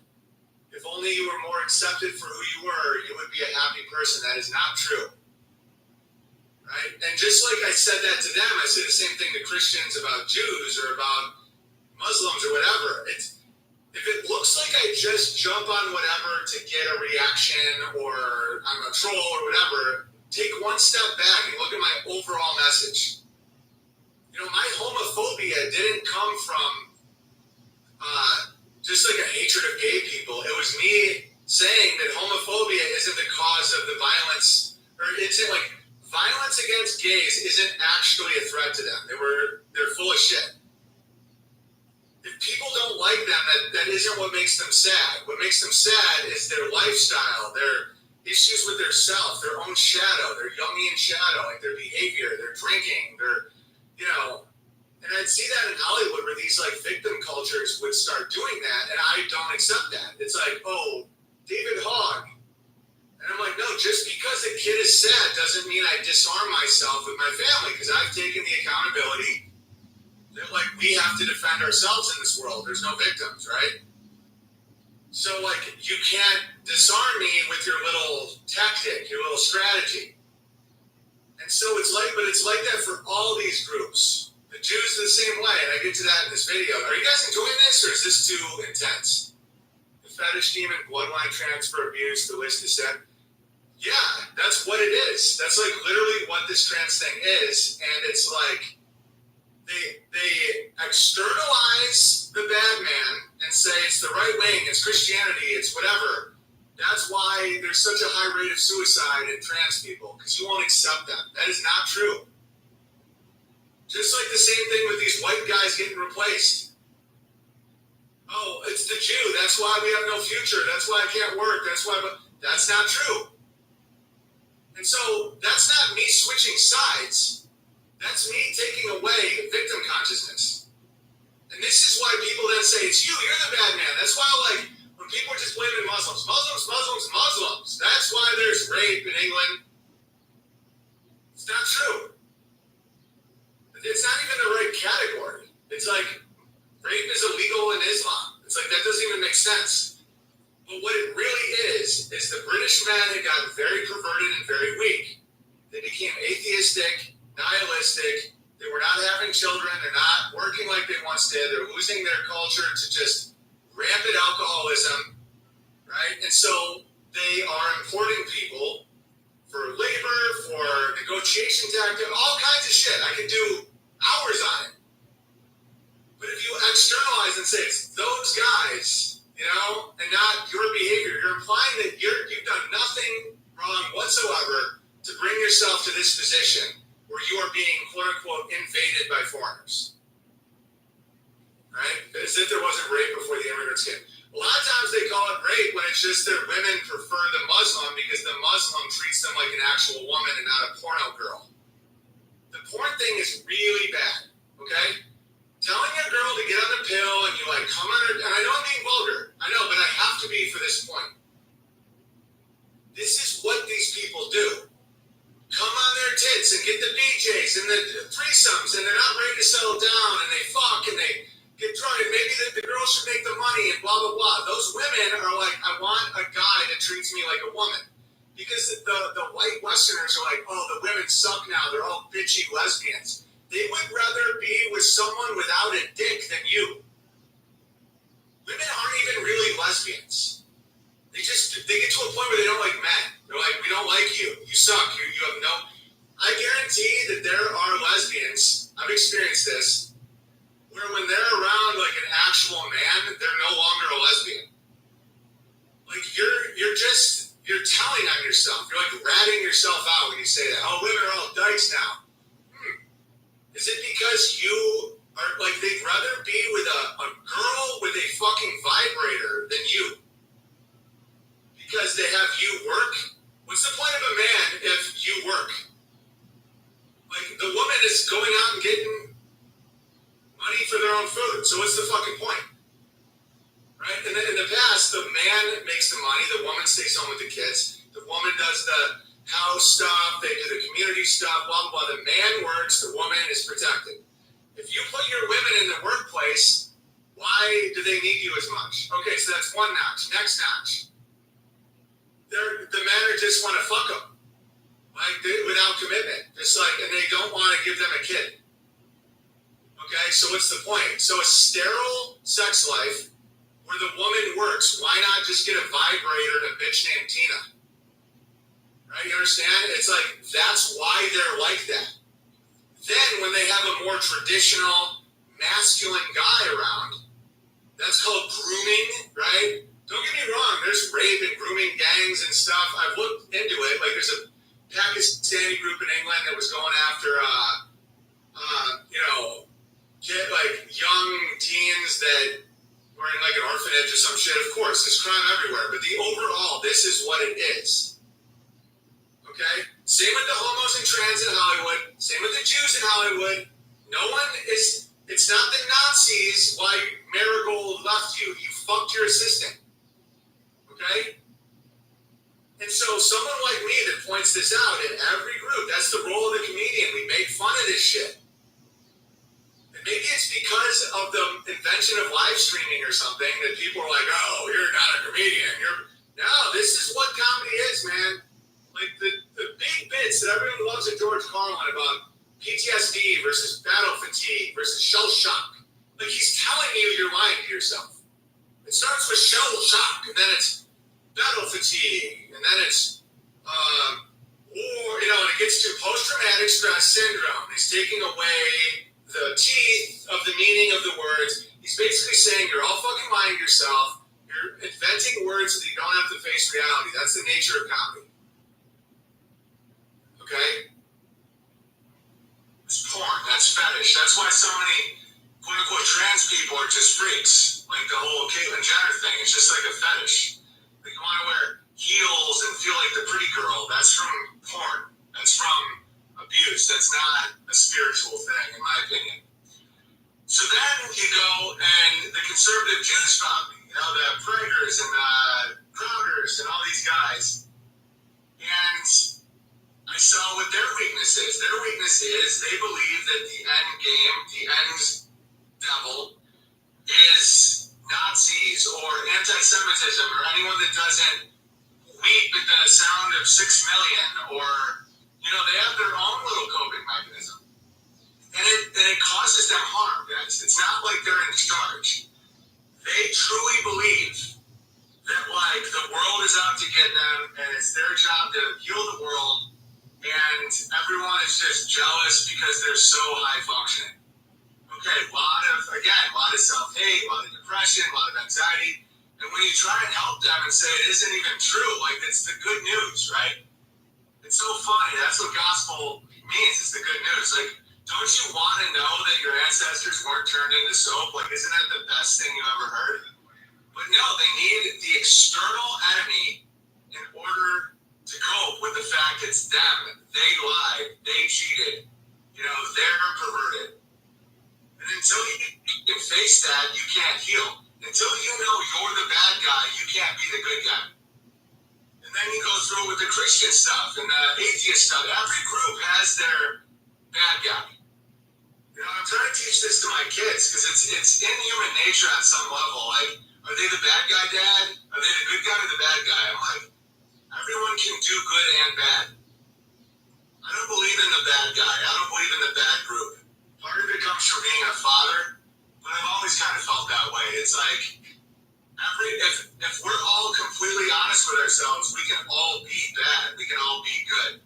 We've all had thoughts that are bad, that are fundamentally selfish, that are narcissistic, that are envious, lustful, right? I think the banality of evil, the real evil is not thinking about other people. It's simple. It's not like this, like horns and hooves and all that shit. So right now the newest bad guy is Jews, right? And I'm not simping for the Jews. I've been telling them about the Holocaust for years and about their complete detachment from reality about why they have irritable bowel syndrome and why Marigold divorced them, It's their behavior. You guys get it. Okay. Let's move on. I can read some mail. I want to talk about what the Matrix is and what money is. All right, listen to this. People talk about who controls the Matrix. The Matrix, it's money, right? Matrix means womb. Matrix is actually in the Bible, by the way, the word matrix, but it means womb. Your connection to the Matrix requires a love of money. That's the umbilical cord in the womb. Just like in the Matrix, how that is like an umbilical cord. Remember, that's like the metaphor is the womb, because Matrix means womb. If it has a price, it's cheap. Any father would give anything for the health of his child. All of it. No question. Because it has no price.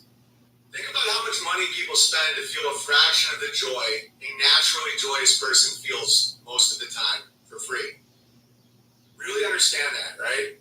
Think about how much money rich people spend to feel an ounce of the joy a lot of you feel every day of your life. Because it has no price. Okay. Money is the Matrix. So that's why I don't say Jews control everything much these days. Every powerful Jew I know is the most money-obsessed out of everyone. They're the deepest in the Matrix. Control of the Matrix has to be outside of it. Right? Who actually created the money? They wouldn't be high on their own supply. They wouldn't be inside the money matrix. Money isn't what you think it is, and billionaires aren't what you think they are. If you actually want to break the matrix, figure out what has no price.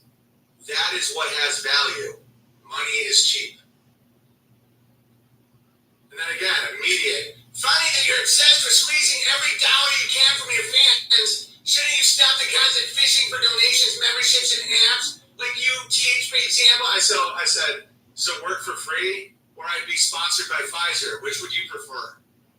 I'm not saying earning a living is bad. And then this guy says, break the matrix. You want other people to not care for money, but you're the one most of... No, you're not understanding it. Aggressive and monetizing your fans, but you shouldn't be expected to live up to your own work. I put out my stream every single day for free and ask for support or donations if you find value in it. Because I have bills. I do require money to have my life function. I can explain it in another way if you want. Find out what has no price, and that is where the value is. Now, a lot of this seething and insanity comes from someone like me who does make a good living, right? Someone like me who can crowdfund hundreds of thousands of dollars for land for our festivals. That drives people fucking insane. But you know why I can do that? Because I figured out what has no price. And a lot of you guys completely understand. I don't have a price. My name, my words didn't have a price. Right? When they said that I would lose my book deal if I did not stop trashing, I don't even remember her name, but it was the principal. When she was saying she wanted an abortion, like she wished she had an abortion, Lena Dunham, and I was calling her a cunt. And my agents were like, you will literally lose your book deal for $60,000 and have to pay the money back if you don't stop. And I said, I cannot stop, because at that point, my words would mean nothing. If you tell me, that, like, it's one thing if they're like, you know, I'm doing a show, don't make fun of their religion, don't make fun of their moms, don't say fuck, no problem. But if you're telling me Lena Dunham can say she wishes she murdered a baby to a bunch of girls, like a bunch of young girls, and I'm not allowed to criticize that, then my word has no meaning. Like, why would anyone read a book from a man whose words are bought and paid for? I have no price for that. Now, do I have a price for labor? Sure, let's say it all goes to shit. I would do a job for minimum wage. I would do anything to feed my family.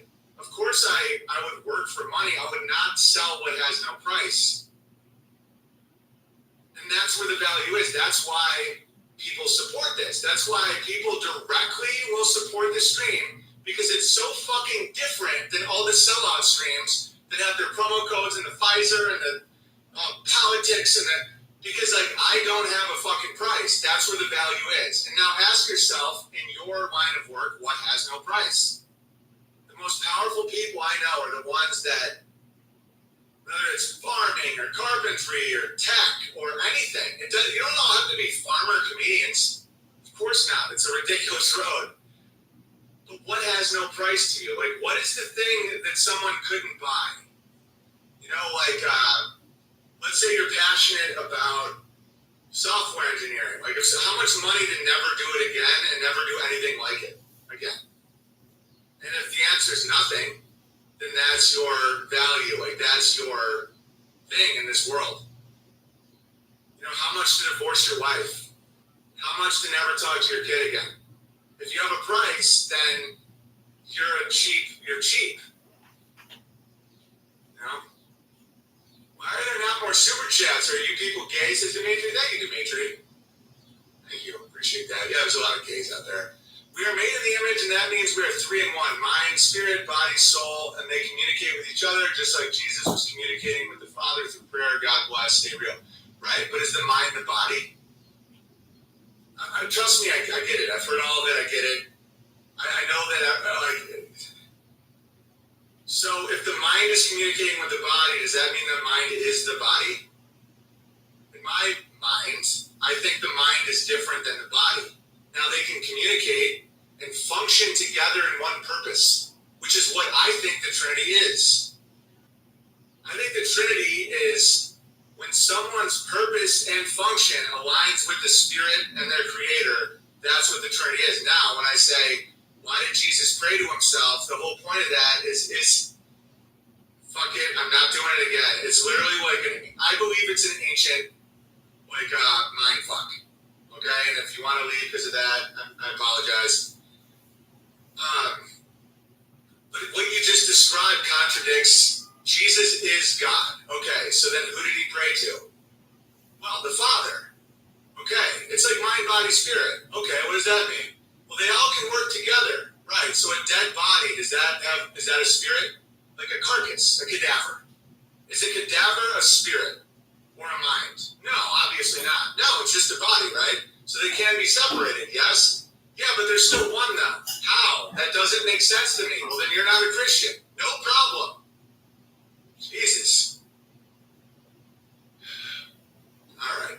What was I talking about? Yeah, like what has value is that which has no price. And that doesn't mean not to work for money. It doesn't mean, like, the reason that my business model is Super Chats, P.O. Box, guys, the app is a benefit to you guys. I make almost no money on it ever. The Bertari Times app is a community builder. It's just like a great place for the community to like meet people and talk about good stuff, and there's no cortisol. You know, subscribe to unauthorized.tv, all that stuff. It's a, you know, I provide entertainment, and people enjoy it, and they pay for it because they have honor. It's just like, I seem to always have to defend myself, And then people say, don't defend yourself. Well, then that doesn't go well either. So I've tried that, and then those narratives grow and grow and grow. You know, when I just ignore shit, then people are like, oh, so that's true then. And then before you know it, it leads to something real in my life. It's not ego. It's like the county has an issue with Ursa Rio, or I have CPS at my door, or I'm not allowed on Airbnb. Like, I've had really traumatic events in my life when I don't acknowledge lies being told about me. So then I acknowledge them, but I try to do it in a calm enough way where I'm just like, that isn't true. That's a lie. This is the truth. I try to do that. I try to make it funny, but it's like, with the amount of shit going on in the world, the fact that people ultra focus on me and try to create a narrative out of nothing to justify why I'm evil is very alarming. You know? And I think what happens is when I trigger their shame or I take away, and I don't take anything away, I don't force anything, but when you no longer have your scapegoat because it was something I've explained, and you just get really, like, then you're just there with yourself, and you're like, I fucking hate myself, you know, I'm gay, or whatever it is that you are. And then you're like, he's the one who did this to me. Thank you for doing the streaming shit. Yeah, and every time I'm like, fine, I'll cut back. Or people, you know, I get tons of emails, tons of messages like, bro, I listen to this every day. I fucking love that you do it. I'm a subscriber. And so I do. I think it means a lot to people. And I always keep it free on Why Did They Laugh at iTunes or Odyssey or BitChute so that anybody that actually has money problems can just fucking listen. I've never done that thing where I make it only money. But yet I'm accused of that all the time. When this is like one of the most, you know, I don't know, man. It's like one of the least money-driven things in the world is this fucking stream. But it really means, I don't know why they do it, man. And dude, if you look at my Twitter right now, it's fucking everywhere. If you look at like the history of my life, like organized attacks on my page. Candace Owens has never been demonetized from YouTube. She's never been kicked off a goddamn thing. And people want to tell me about her truth, right? Zero consequence whatsoever for her shit, financially, socially, nothing. What, Rabbi Shmuley talk shit? They're probably doing a fucking thing together. She probably sends them money, for all I know. You know? It's like, and then, why me? Like, why is it me that people just go so apeshit about? I mean, people that I've trusted, people that I've had in my house will lie about me. Weird. Emery says, Dimitri's gay for wanting there to be more gay people to pay gay away. What a fag move, says Emery. Well, I'm glad that you guys now have a feud that I can profit from. Ralph Emery Bear, I'm here because you get it, and you know the eternal things are valuable and material things are cheap or worthless. This has always been my favorite Bible verse. So we fix our eyes not on what is seen, but on what is unseen. Since what is seen is temporary, but what is unseen is eternal. 2 Corinthians, yeah, totally. And that doesn't mean not to make a living. It doesn't mean not to work hard in business. It means to understand what value is versus what a price is. And that doesn't mean material's bad. It doesn't mean buying things is bad. It's just cheap. The stream's fuel is the endless curiosity of reality. Yeah, totally. And I'm a curious dude, like, and that's why I do Twitter. People say, oh, don't do Twitter, it's bad for you. I'm like, it helps me write. It helps me promote. I see things and engage with things I couldn't have thought of on my farm. And it doesn't, like, hurt my feelings. It's just kind of like, it's more the curious thing. I think realizing that I have more backlash than, like, actual criminals is a little alarming. But I don't, you know, I'll probably just take it as a compliment and just keep crushing. All right, let's read some mail. I hope you guys enjoyed today, and I hope everyone is a little less gay for it. If anybody wants me to watch anything and comment on it, I think that's a good segment. That's pretty funny. Someone sent me this, like a little kid through this. 2024 with, is that like a potato or a deer? Or what is that? Is that a bear or a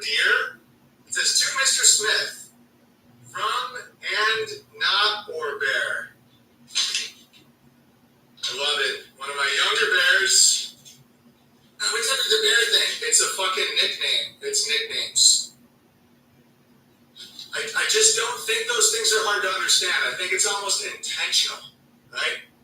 Who the hell doesn't understand a nickname? So bizarre to me. Dear Owen, thank you for the comedy. Thanks for all you do. Great, that, and tunes. Podcast is back. What a great feat. Yeah, much love. Thanks for everyone for... I've got really good reviews on that new podcast. Why didn't they laugh? They had to restart. Yeah, and then people want to judge my numbers when I've had to restart everything like 15 times. Right? Like 15 restarts. You're like, oh, no one cares. I'm like, dude, you've never had anything deleted, ever. Like, imagine you have all these subscribers, and then boom, it's all deleted. And then you have to start over. Boom, all deleted. And you have to start over when you don't have a platform to even tell people you're still doing it. And then you're gonna base crowd reaction on that. Like, oh, people don't like you now. It's like, how do you know that? Like, you don't put me in front of people. That's the fucking irony, man. It's like, then put me on fucking YouTube then. Let's see if people like it or not. Let's see if people find it funny. All right, let's race. Let's fight. Let's, it's like, but when you delete everything for like no reason, and people can't even quote it. They're like, oh, it's just you, sir. I'm like, what exactly did I do that's so bad? Like, describe it. Oh, hate. You're on your 12th Instagram account, still crushing. Yeah, and it really has helped me grow. It's just like, no victims. Just start over. Whoever finds it is supposed to find it. Start over. Whoever finds it is supposed to find it. Because here's the irony. The biggest psychos from the bear community, by far, I think all of them actually, were all from YouTube. We have not had like a new guy come into the bear community and become a psycho that wasn't originally from YouTube. I think that's been a mercy in my life. Like, YouTube was so broad that, the biggest psychos that are still doing videos about me and shit were all from YouTube. Nobody ever has found me now that then is like, I can't handle this. And I guess that's the reason I was kicked off YouTube. I guess I was like saying stuff to people that weren't ready for it. And then I became the fixation for all the evil in their world. That's a great point. Well, we did get Jacobat. No, that's what I mean. Even our weirdos now are like good weirdos, like Jacobat. Like all the total psychos, all YouTube. Alright. I've got shabby internet and it's a good backup to the other sites. And more chores get done and when I'm just listening. A couple of lines that I wrote down that make me laugh. Don't be fruity and do the other thing. I'm like a banned person, erased in the Stalin pictures. Appreciate your perspective on the things I'm now noticing. Ballads in the Barn is a family favorite. Onward to the festival. Much love, Wrinkle Bear. Thank you, Wrinkle Bear. I can't wait to see all you guys at the festival. Appreciate that a lot. I'm going to miss Woody, too. Woody's leaving my area. But he's going to... Dude, the Ozarks are getting, like, a lot of my best guys. Fucking Woodrow. Everyone's going to miss Woodrow. That's what I mean. I get everyone pumped about an area, and then everyone leaves me. Thanks a lot, everyone.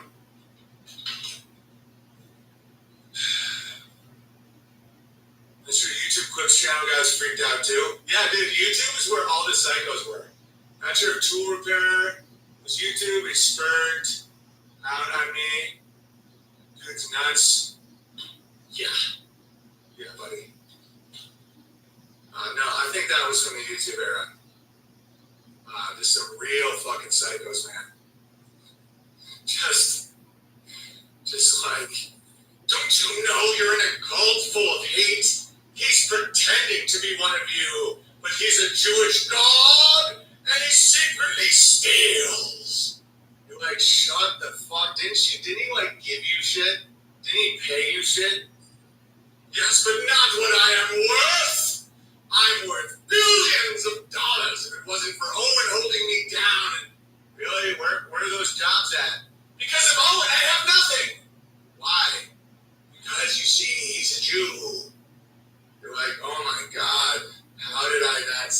that's why I've like reconnected with some people that back then told me that I was being a retard. I'm like, no, everyone's crushing. Like, yeah, I'll shut up. Dimitri used to like point out people and be like, that guy's fucked up. That guy's fucked up. And I used to be like, you're a paranoid fuck, Dimitri. And then I'm just like, you know what? You were right about 80% of them. I mean, that's why you need that Ukrainian war-torn paranoia to really see the heart of evil in other people, and I do appreciate that. That's exactly what he was messaging me, psycho, I'm an effort.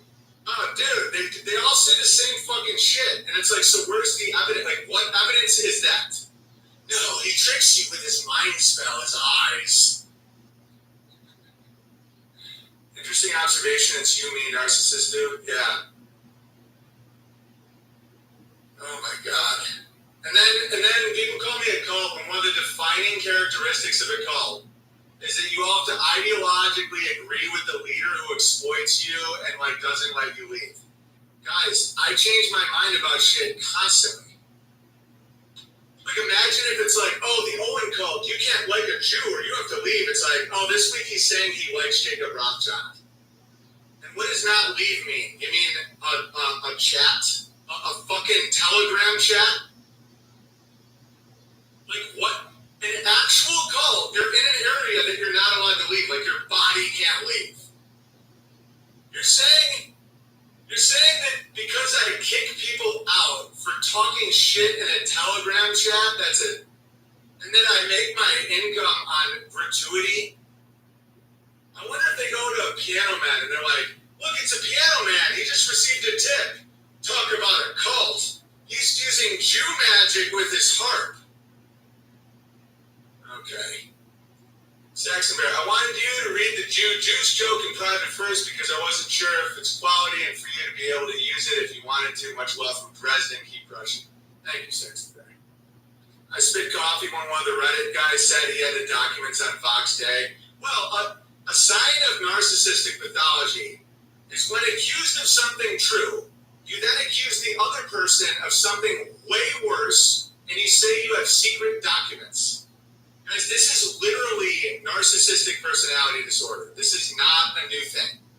So, like, let's say you catch someone stealing, and you say, that you're stealing, that's a thief. And you go, oh, not only am I not a stealer, he is a cult leader, and I have documents that he fucks guys in the ass. And you're like, wait, what? And then it actually does work. It works. It's crazy. You stretch people along, you go, I have proof, I have documents, you'll see it all comes out, it's all going to come out.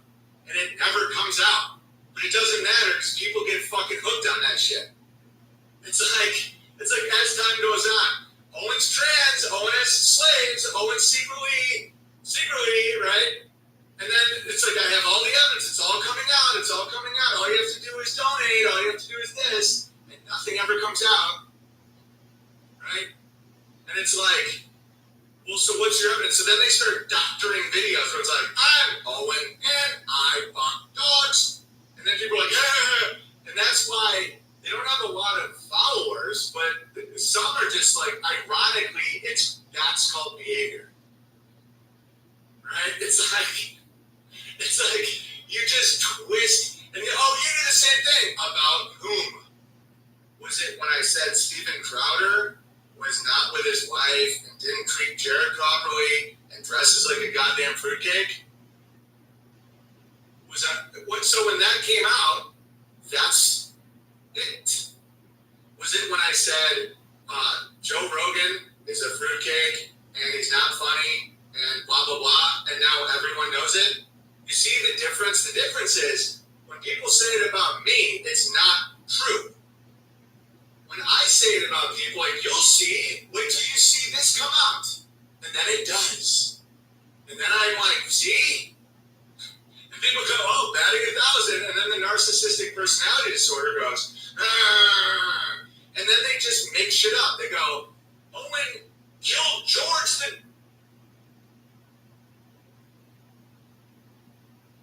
dog and beat George the dog. Really?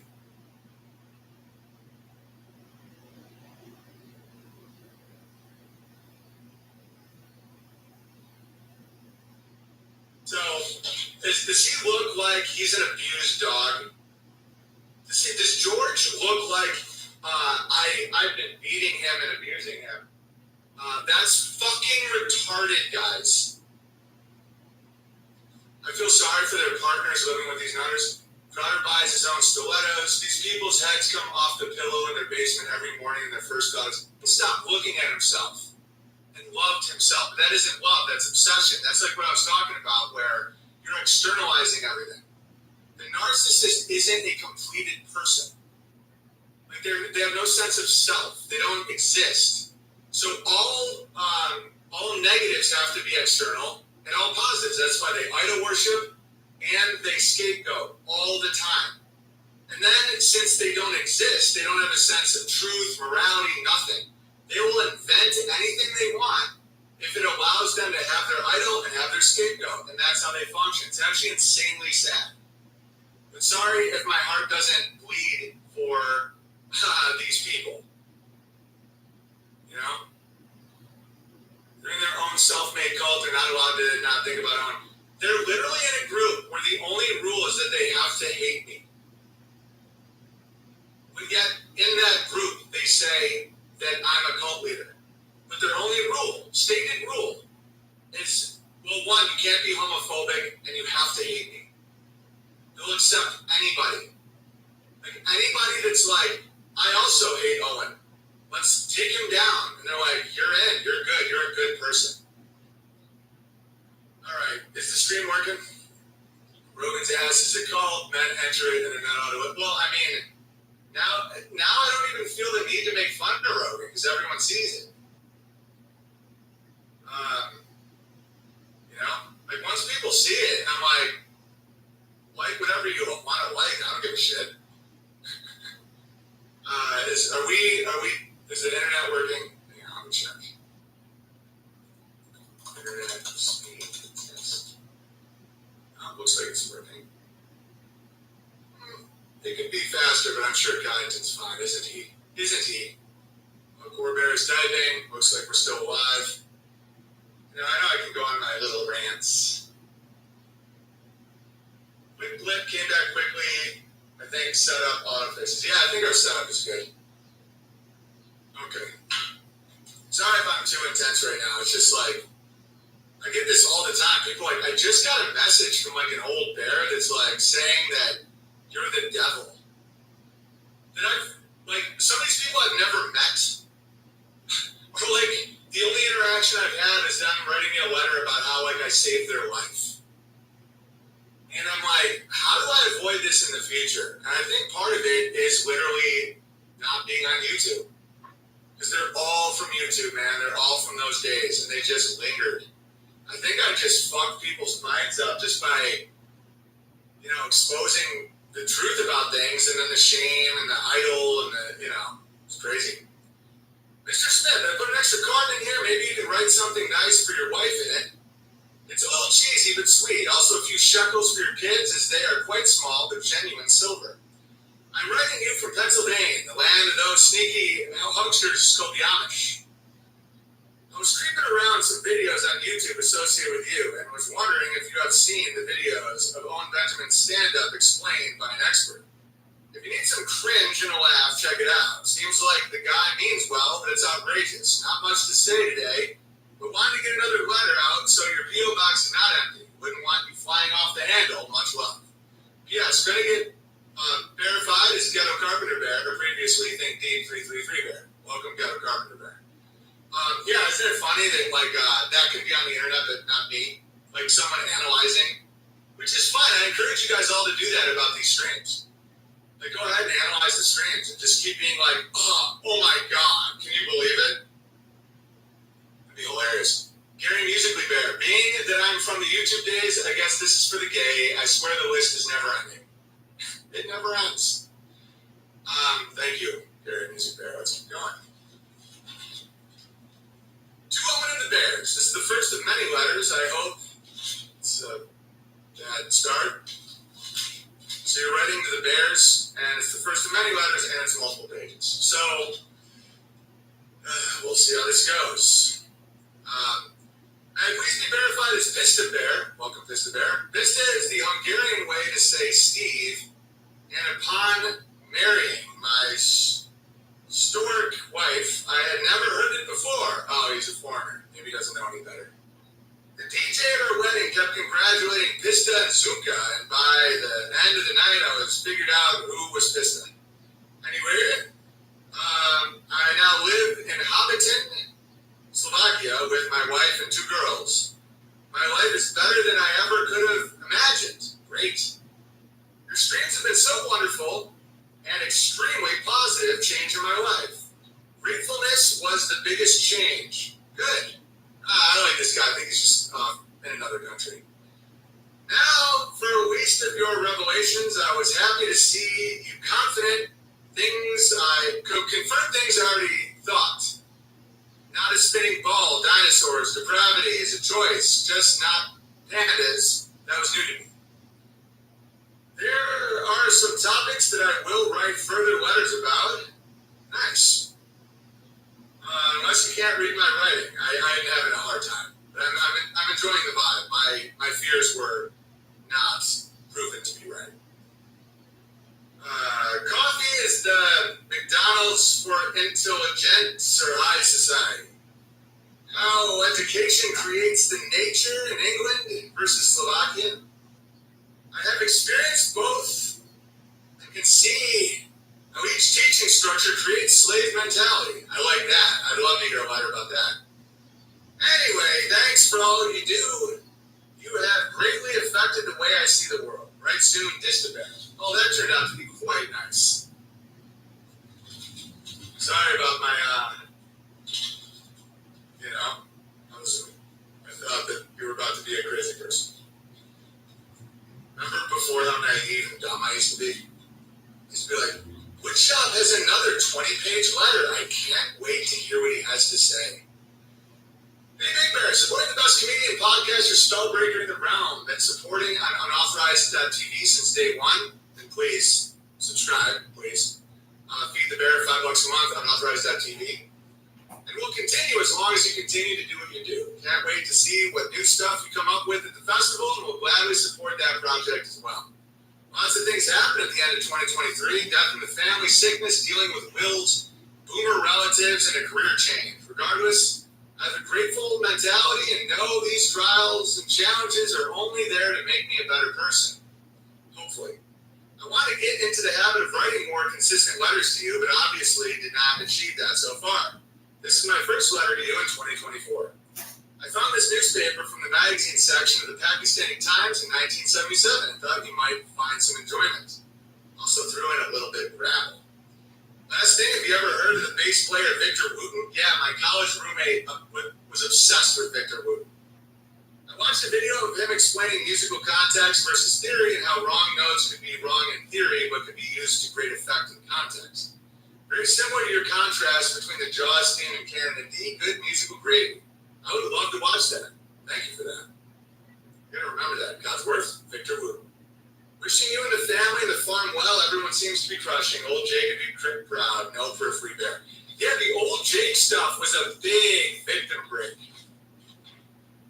Like just saying, like I'm so, I just had a realization how I fail at that sometimes. I think I have to do it with humor or people get real. Man, that's what it is. That's the mistake I've made over the years is the old Jake eulogies were funny. That was a huge jump for a lot of people. To not like just immediately hate a Rothschild. Like that broke a lot of victim consciousness, but I did it with comedy, and I think I got very little backlash from that.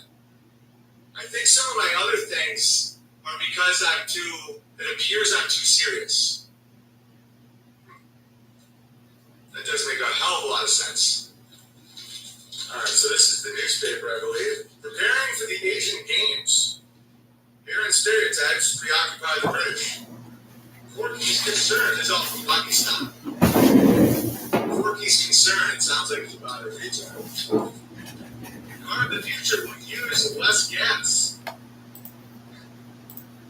The magic sparkle of Ghalib's poetry British administration. Oh my God, this is great. Oh, I love ancient propaganda, man. Making the best of the pill. Ooh, in Pakistan. Lama Muhammad Abdul, Young Reader's Guide.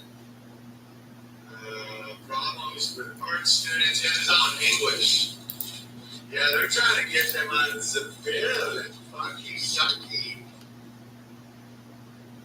Flood control, a scientific approach.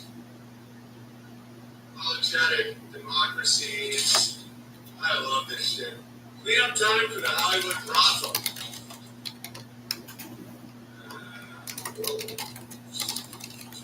Producer, the drone-in, filmmaker festivals. Yeah, sometimes when an area wasn't ready for Hollywood gay shit, they went real hard the other direction. I've noticed that. Like, they're really trying to get everyone gay and fucking and trans.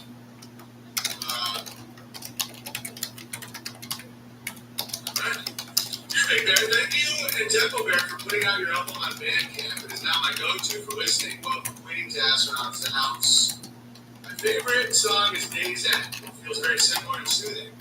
For me, it unlocks the core memory of the silence we have during heavy snowfall. I totally feel it. That is one of my favorite things about wintertime, the peace and silence found in heavy snowfall.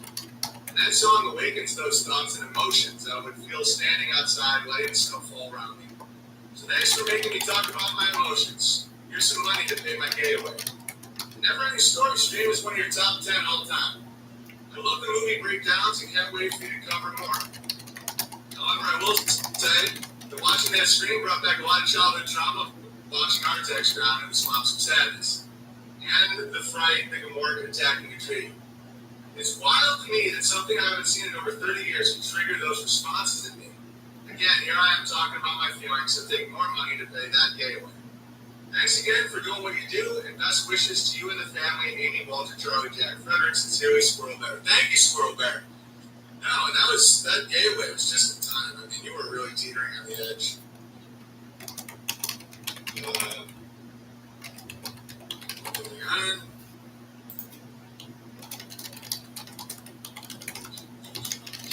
Pakistan.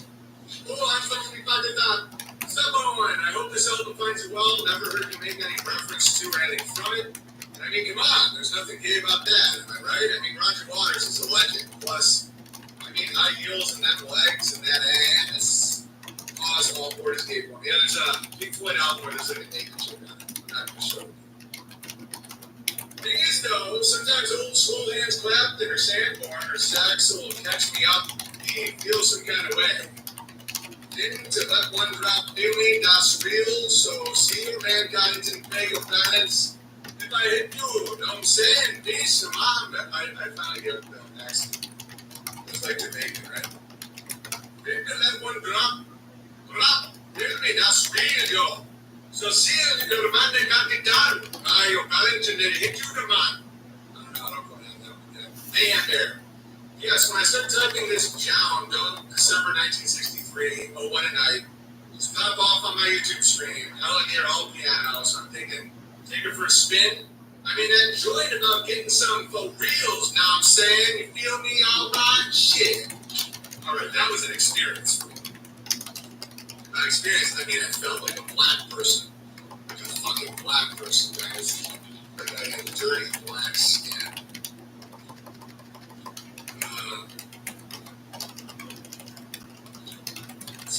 The last letter here. Dear Ellen, greetings from Perth now. I'm writing at 6:30 a.m. I should be at work making more overtime. I recently switched jobs. And I'm crushing 50 hours a week so I can make lots of money and stop being a lazy fuck. Money is flowing. Since me being so lazy was pretty gay, here's some money. I've been trying to be funnier lately with minimal success. Some pointers would be great. I think you're being funny already. I thought the idea of a sober reggae artist would be funny. Yeah, no, funny. Yeah, man. Oh, dude, synchronicity. What? That was amazing. I don't smoke the weed, man. The weed, man, it makes me not dream, man. I don't have a dream, man. I don't dream, man.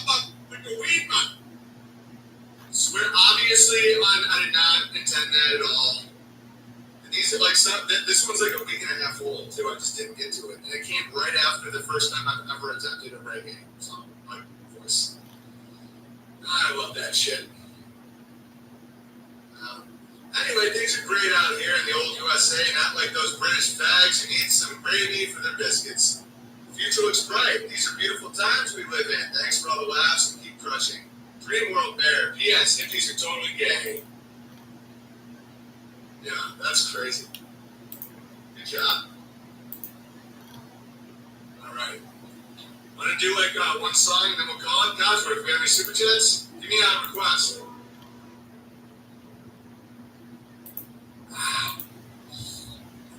Cramp in my leg, yeah. A kink in my ween. I got cramp in my leg and a kink in my ween. It's the worst old ween that I've ever seen. If you're gonna tell someone the truth, you better make them laugh or they'll kill you. Oscar Wilde, it's so true. I already read those, Connington. These are not hash brownies. Kale Bear wants Oasis. I can do Oasis. What's another Oasis song? Oasis songs. Music's Wonderwall. What about Bruce likes Don't Look Back in Anger? What's another one? Don't Look Back in Anger. I heard you say. How about that? How about Don't Look Back in Anger?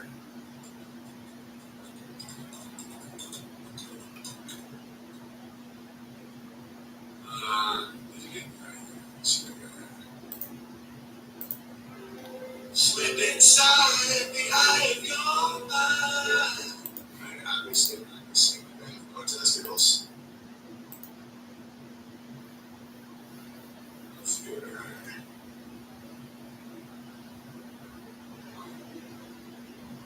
Everyone's getting pretty gay. Slip inside the eye of your mind. Don't you know you might find a better place to play? You said that you've never been. All the things that you see sort of fade away. So I start a revolution from my bed. 'Cause you said the brains I had went to my head. Step outside the summertime's in. Stand up beside the fireplace. Take that look from off your face. You ain't never gonna burn my heart out. So Sally can't wait. She knows it's too late as we're walking on by. So slides away.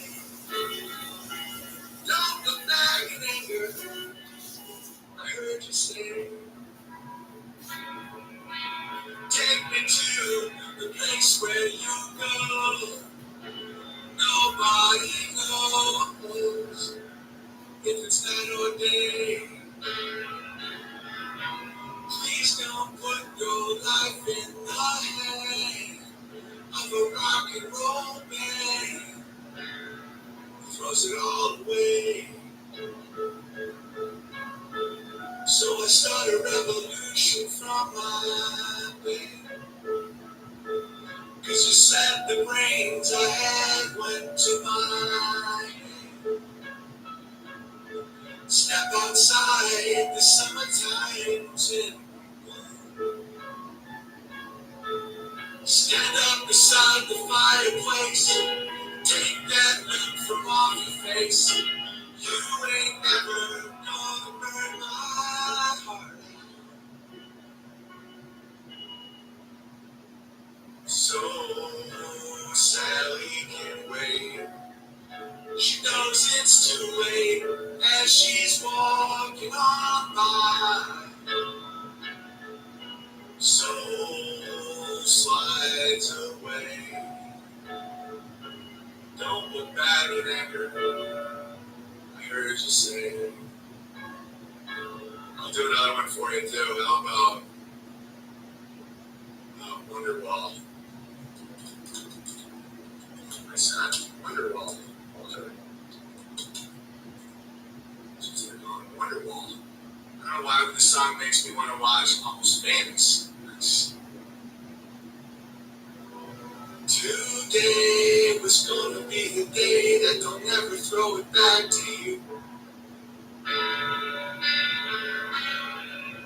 That by now you should have somehow realized what you're not to do. I don't believe. I gotta get a different one. Play the Scientist. I can do that for you. I just gotta get a different. I don't believe.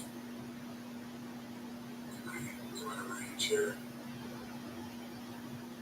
Get this one right.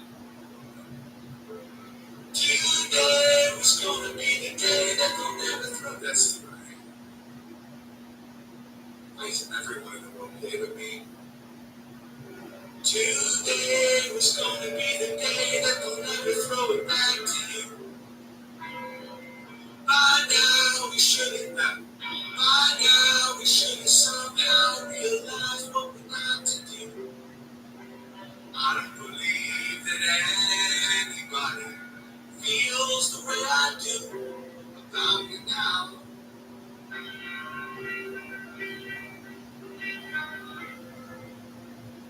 Backbeat, the word is on the street that the fire in your heart is out.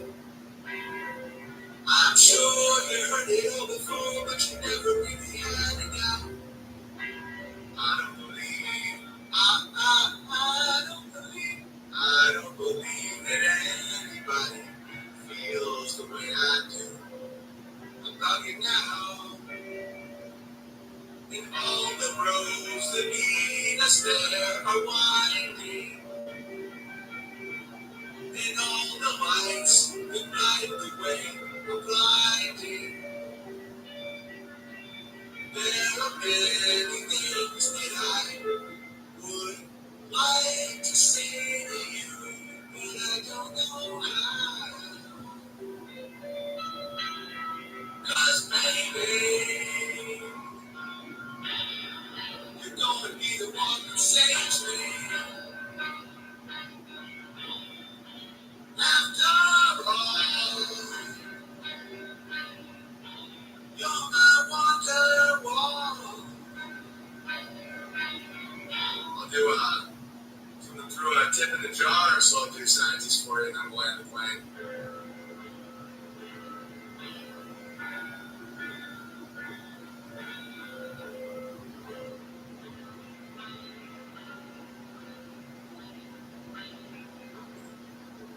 Come up to me, you tell you I'm sorry. You don't know how lovely you are. I had to find you, tell you I need you, tell you I set you apart. Tell me your secrets, nurse me your questions. Oh, when I rush to the start. Nobody said it was easy. Oh, it's such a shame for us to part. Nobody said it was easy. Oh, no one ever said it would be so hard. I'm going back to the start.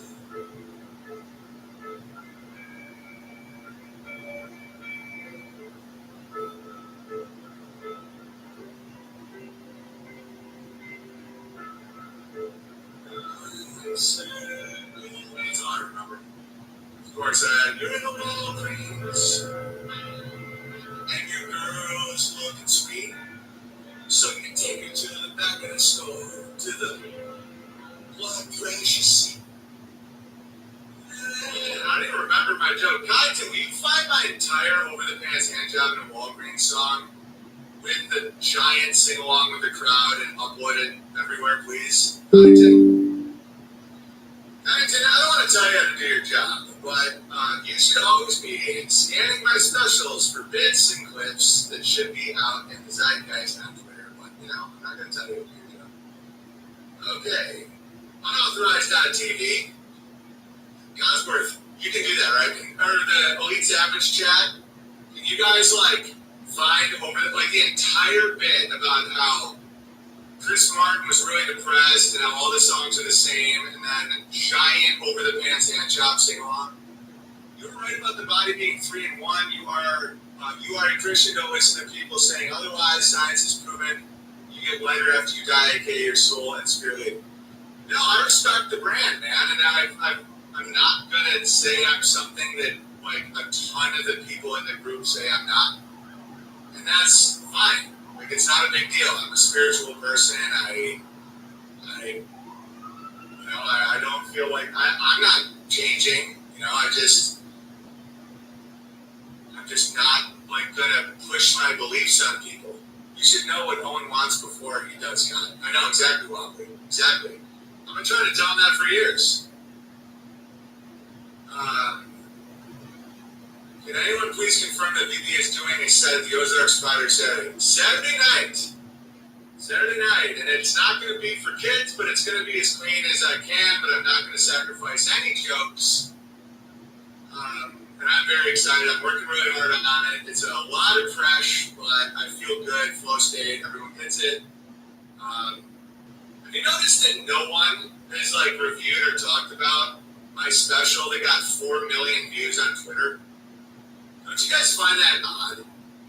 Think about that story. The story is, band comedian, crowd funds for land, has a festival, shoots a special that's solid. It's like a solid special. The first time he ever did any of those bits on stage.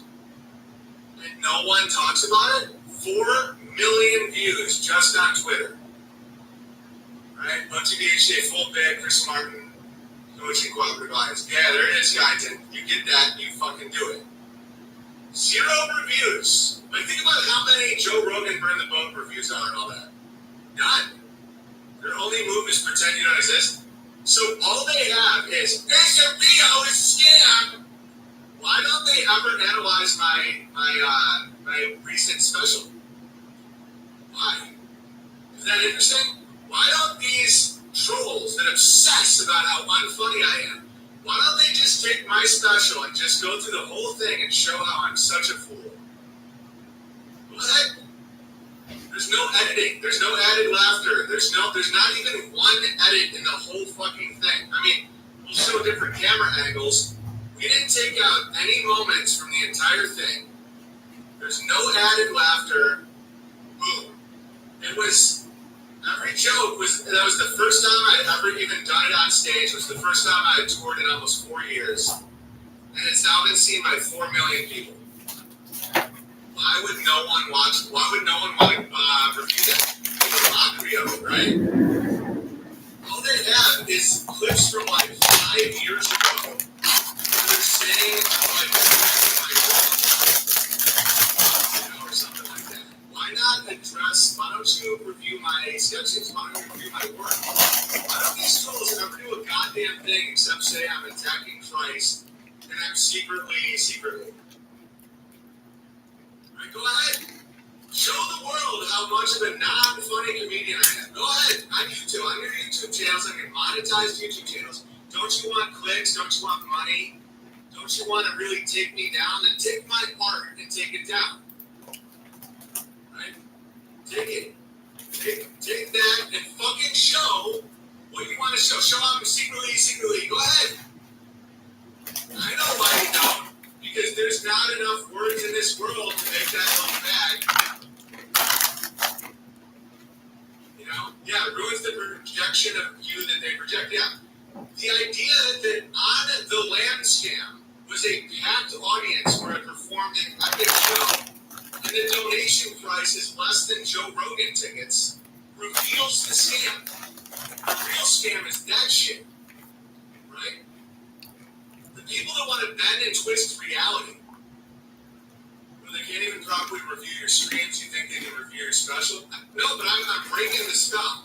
If anybody gets tricked, or someone's like, don't you know? Then just be like, why not review his special? Why not review his parts? You're saying that I'm morally worse than Ari Shaffir, Bert Kreischer, Joe Rogan, all these people that no one fucking cares about, right? That none of these trolls care about. So I'm worse than them. So I'm the real problem, right? Not these guys, these fucking clowns, these overpaid, depraved psychopaths. But I'm the one that's taking down Christ, but not the guy who just talked about coming everywhere from getting electrified rod in his asshole. These people always claim they're Christian. I was like, oh, the Lord, oh, it hates Lord. He made a joke about Father, Son, Spirit being gay. How about a Joe Rogan review then? How about a Bert Kreischer review? How about all the other guys? Why is it only me? Only all the time? The algorithm keeps recommending Joe Rogan. I respond accordingly with Rogan. I calculate. Maybe you should consider They have to admit that justice. Atari is not a scam. They'll have to admit that we did what we said we were going to do. Crowdfunding the fact it can be done and no one can cry victim. There has not been one single person denied Ursario camping privileges that has reached out and asked. Not one time. The fucking lies of these people.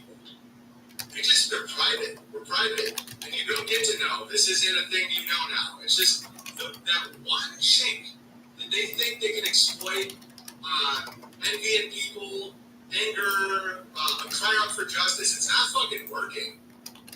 But it's like, I would like to have a better class of troll. I would like to see the trolls review my actual art. Like what Redmar does.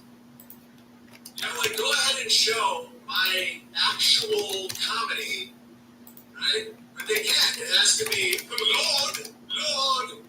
It's weird to see who really tries to live by Christian principles and who is Christian and sing. I'm talking about people that won't ever come to me privately about anything once. They never did once.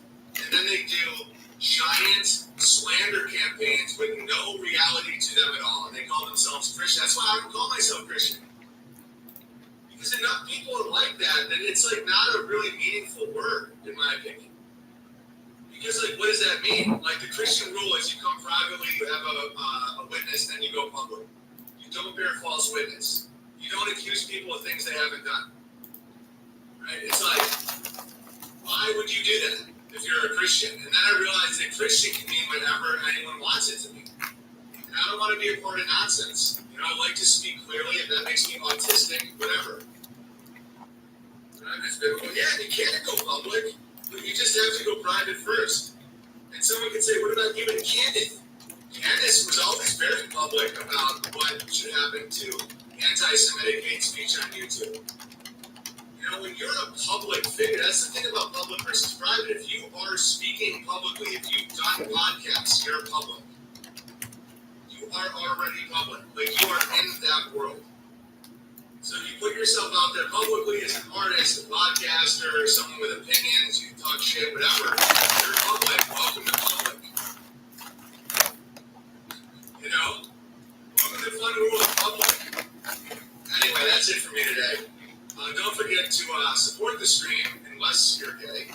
And just get AIDS. And also default to assume innocence until proven otherwise. Dude. Not only are they not doing that, they're intentionally misrepresenting things that we all know they don't. Right? It's like, it's fucking weird, dude. And it's a weird thing to see people use Lord God as like their excuse to be horrible people. And it's that narcissistic coping where it's like, they get their idol, they have their scapegoat, and they'll do anything to keep those two things in place. Nothing they did is their fault. It's this guy. And that this is Lord God, Christ, right? Meanwhile, you fucking read the actual Bible, and there's several sections where Jesus completely says, don't idol worship me.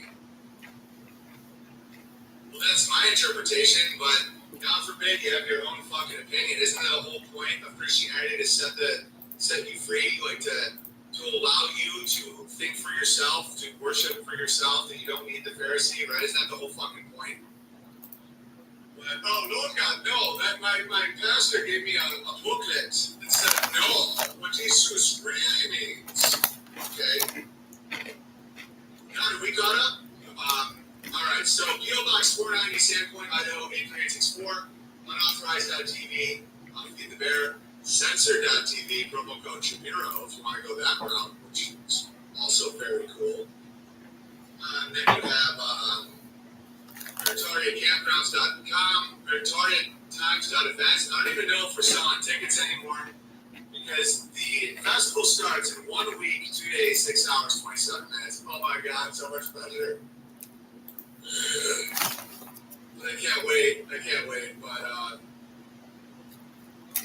holy shit, I'm doing another special, without ever trying these bits on stage before. Yeah, so no Friday stream, I gotta take some time off. Oh, big super chat from Fargo Bear. I just found out after listening to one of your recent streams that I'm actually into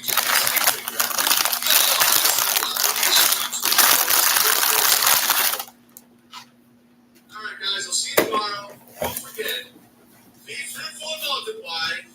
Right? Oh, I went so mean to his dog. He knows be fruitful and multiply is when he gets up and then we go outside and we play fetch. Why do I let these things affect me? I don't know. I'm trying, guys. I'm trying. I'm Jules from that scene. I'm trying, man. I'm trying, Ringo. I'm trying real hard. I know I can be the tyranny of evil man, and I can be the shepherd. All I can do is fucking try. Alright, guys. Be fruitful, multiply. Don't be forgetting to do the other thing.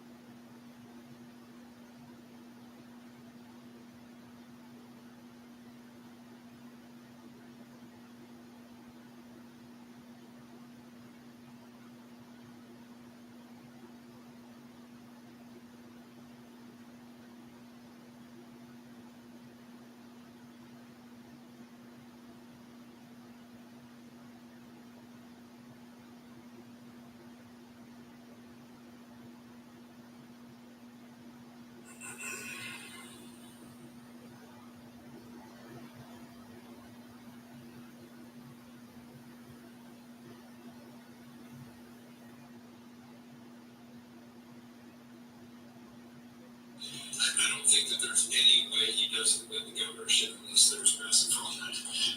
But he also fought the EPA, and here's a guy that literally just does not stop. He's taken more cases to the Supreme Court than any other attorney general in the history of this country, and he's won. He's winning. He's the one that got a lot of the laws overturned that stop people and that color workers in West Virginia from being pretty great stuff. Well, Chris, my only question for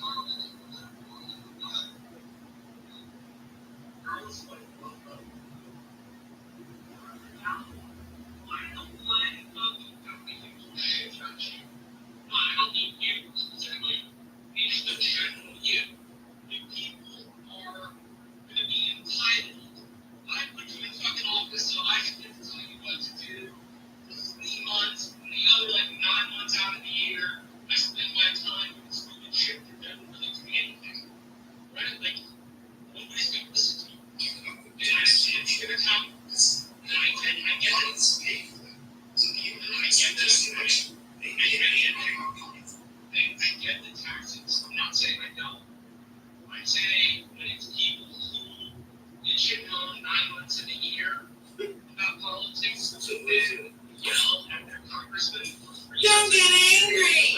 Don't get angry. You'll never win if you get angry. They want to care. Don't actually care. Because if they did, they would be moving their behind to make a phone call, knock on a door, help fundraise money to provide space for meetings. Yeah, you don't even have to spend any money. You could do a house meeting, which is something campaigns have done for decades. Just host a couple of neighbors over at the house, right? Right? Okay. Right? Do all of that. You're involved. Then your vote actually plays matter. Now you're a federal poll. Well, if you want to knock it matter, your state, your county or locality. Your vote goes a lot farther there. Here's the issue. People care about Congress and the U.S. Senate. They don't care about what the mayor does. They don't do shit what the city manager does. They don't care what county executive does. All of those people help set tax rates. All of those people are people you have one has the ability to come into contact with. Right? So yes, I feel like they need to be held accountable. But holding them accountable on the citizen end means doing actual political work. That's how you hold them accountable. That's the strategy. You do the political work necessary to make your voice known, and then you direct your voice for a specific cause. It is not like 12 points long. It needs to be, your thing needs to be no longer than 300 points. 1, 2, 3, that's it. You use the number of threes. So it has to be that way. And here is, I think, the complicated version. And we know each other, and you're not one of these folks, but the expectation that because we pay them, they should do what is in our minds without any actual work to make sure they know what that means. You don't deserve to be listened to. Like, that's the whole point about if you don't know if the government is questioning the government, you're not you. Like, you haven't invested, not you, the collectively. You're not invested in any real time. There's not done the work. We have come to a place where participating in politics means talking about working. And I guess that's okay for, our side conversations. But it's not how you actually win elections. It's not how we hold our Congress people accountable. Right? One of the things the Congress people will do is they'll have lobbyists for constituent services. Right? People are really curious. Who's in the office? That's the question. But God forbid people do that. Right? This is just my personal frustration. I've done this for 10 years. Listening to lots of people tell me they care. I know what it actually is, which is they care. There are things that are positions that override politics. Sometimes it's a job, sometimes it's kids, sometimes it's mental. Right? And taking this kid and getting them to leave is a process. If they're not going to do it far more. Marshall, we get it, but why do you talk down to people? Why do you talk like you're a strong man? Like you know everything. Like you demean people. Fucking times. Good fucking times. Something beautiful.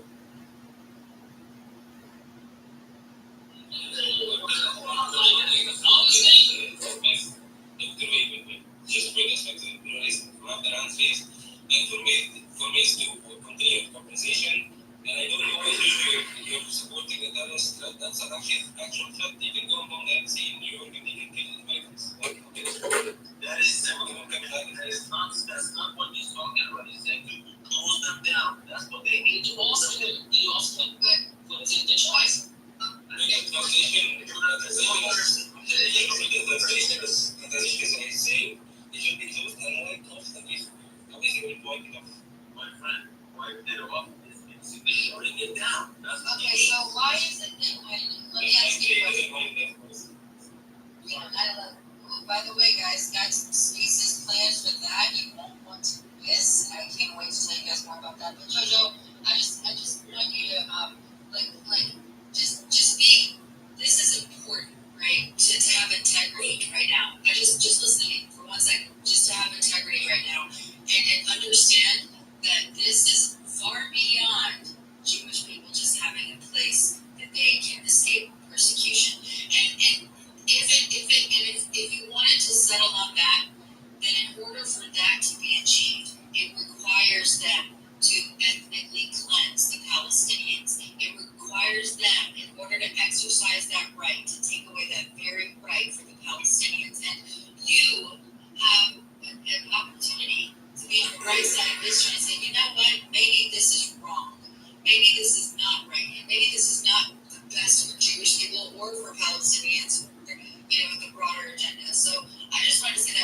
go to Ziad real quick. Ziad wanted to chime in on this discussion, and I should tell I remember you just said. Go ahead, Ziad. Hi.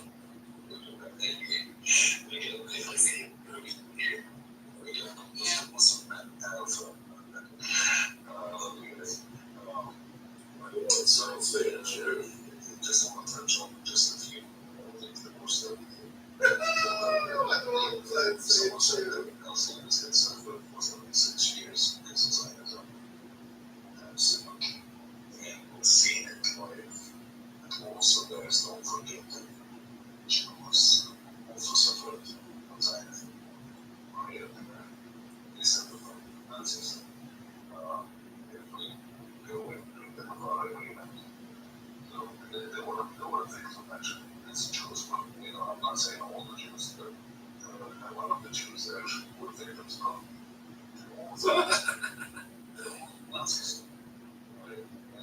You guys can also research this as Adrian, the ship, were talking were just killed actually refugees by the Zionists, by the way, who also became the minister, one of the ministers, ministers in the war state of Israel, the terrorist state.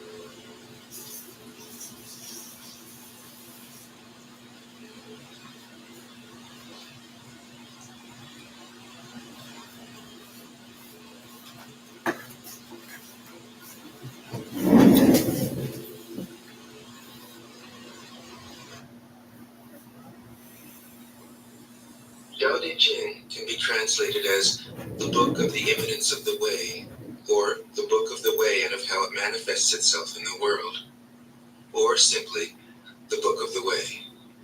Since it is already well known by its Chinese title, I have let that stand. About Lao Tzu, its author, there's practically nothing people have had to go through because of these laws. J.D. Vance calls pregnancy resulting from rape inconvenient. Like, inconvenience is traffic. Make him go through this. Think about what some people have had to go through because of these laws. J.D. Vance calls pregnancy resulting from rape inconvenient. Like, inconvenience is traffic. Make him go through this. Think about what some people have had to go through because of these laws. J.D. Vance calls pregnancy resulting from rape inconvenient. Like, inconvenience is traffic. Make him go through this. Think about what some people have had to go through because of these laws. J.D. Vance calls pregnancy resulting from rape inconvenient. Like, inconvenience is traffic. Make him go through this. Think about what some people have had to go through because of these laws. J.D. Vance calls pregnancy resulting from rape inconvenient. Like, inconvenience is traffic. Make him go through this. Think about what some people have had to go through because of these laws. J.D. Vance calls pregnancy resulting from rape inconvenient. Like, inconvenience is traffic. Make him go through this. Think about what some people have had to go through because of these laws. J.D. Vance calls pregnancy resulting from rape inconvenient. Like, inconvenience is traffic. Make him go through this. Think about what some people have had to go through because of these laws. J.D. Vance calls pregnancy resulting from rape inconvenient. Like, inconvenience is traffic. Make him go through this. Think about what some people have had to go through because of these laws. J.D. Vance calls pregnancy resulting from rape inconvenient. Like, inconvenience is traffic. Make him go through this. Think about what some people have had to go through because of these laws. J.D. Vance calls pregnancy resulting from rape inconvenient. Like, inconvenience is traffic. Make him go through this. Think about what some people have had to go through because of these laws. J.D. Vance calls pregnancy resulting from rape inconvenient. Like, inconvenience is traffic. Make him go through this. Think about what some people have had to go through because of. It is a reality. I have seen it. The master has mastered nature, not in the sense of conquering it, but of becoming it. In surrendering to the Tao, in giving up all concepts, judgments, and desires, her mind has grown naturally compassionate. She finds, deep in her own experience, the central truths of the art of living, which are paradoxical only on the surface. That the more truly solitary we are, the more compassionate we can be. The more we let go of what we love, the more present our love becomes. The clearer our insight into what is beyond good and evil, the more we can embody the good. Until finally she is able to say, in all humility, I am the Tao, the truth, the life. The teaching of the Tao Te Ching is moral in the deepest sense, unencumbered by any concept of sin. The master doesn't see evil as a force to resist, but simply as an opaqueness, a state of self-absorption, which is in disharmony with the universal process, so that, as with a dirty window, the light can't shine through. This freedom from moral categories allows him his great compassion for the wicked and the selfish. Thus, the master is available to all people and doesn't reject anyone. He is ready to use all situations and doesn't waste anything. This is called embodying the light. What is a good man but a bad man's teacher? What is a bad man but a good man's job? If you don't understand this, you will get lost, however intelligent you are. It is the great secret. The listener will notice that in the many passages where Lao Tzu describes the master, I've used the pronoun she at least as often as he. The Chinese language doesn't make this kind of distinction. In English, we have to choose. But since we are all potentially the master, since the master is essentially us, I felt it would be untrue to present a male archetype, as other versions have ironically done. Ironically, because of all the great world religions, the teaching of Lao Tzu is by far the most female. Of course, you should feel free throughout the recording to substitute he for she, or vice versa. As to method, I worked from Paul Carus's literal version, which provides English equivalents, often very quaint ones, alongside each of the Chinese ideograms. I also consulted dozens of translations into English, German, and French. But the most essential preparation for my work was a 14 years long course of Zen training, which brought me face to face with Lao Tzu and his true disciples and heirs, the early Chinese Zen masters. With great poetry, the freest translation is sometimes the most faithful. We must try its effect as an English poem, Dr. Johnson said. That is the way to judge of the merit of a translation. I have often been fairly literal, or as literal as one can be with such a subtle, kaleidoscopic book as the Tao Te Ching. But I have also paraphrased, expanded, contracted, interpreted, worked with the text, played with it, until it became embodied in a language that felt genuine to me. If I haven't always translated Lao Tzu's words, my intention has always been to translate his mind. Describing the indescribable, teaching the unteachable, pointing the way to the way. What does Lao Tzu think he is doing here? It can't be done. No way. Hence, Po Chu-yi, poet and stand-up comedian, wrote, "He who talks doesn't know, he who knows doesn't talk." That is what Lao Tzu told us in a book of 5,000 words. If he was the one who knew, how could he have been such a blabbermouth? That's the problem with spiritual teachers. They have to be blabbermouths. But their words are, in the traditional Buddhist metaphor, fingers pointing at the moon. If you watch the finger, you can't see the moon. How meticulous the great masters had to be. A monk asked Matsu, "Why do you teach mind is Buddha?" Matsu said, "To stop a baby from crying." The monk said, "When the crying has stopped, what then?" Matsu said, "Then I teach, not mind, not Buddha." The monk said, "How about someone who isn't attached to either?" Matsu said, "I would tell him, not beings." The monk said, "And what if you met a man unattached to all things? What would you tell him?" Matsu said, "I would just let him experience the great Tao." In fact, the truth is right before our eyes, right under our noses. So simple that every child understands it. And yet, as Bankei said, the farther you enter into it, the deeper it is. Where is the way to the way? What a question. Still, for complicated minds, drastic measures are needed. Lao Tzu's book was written as a response, out of grandmotherly kindness. According to the oldest biography, Lao Tzu lived for a long time in the country of Chu, but seeing its decline, he departed.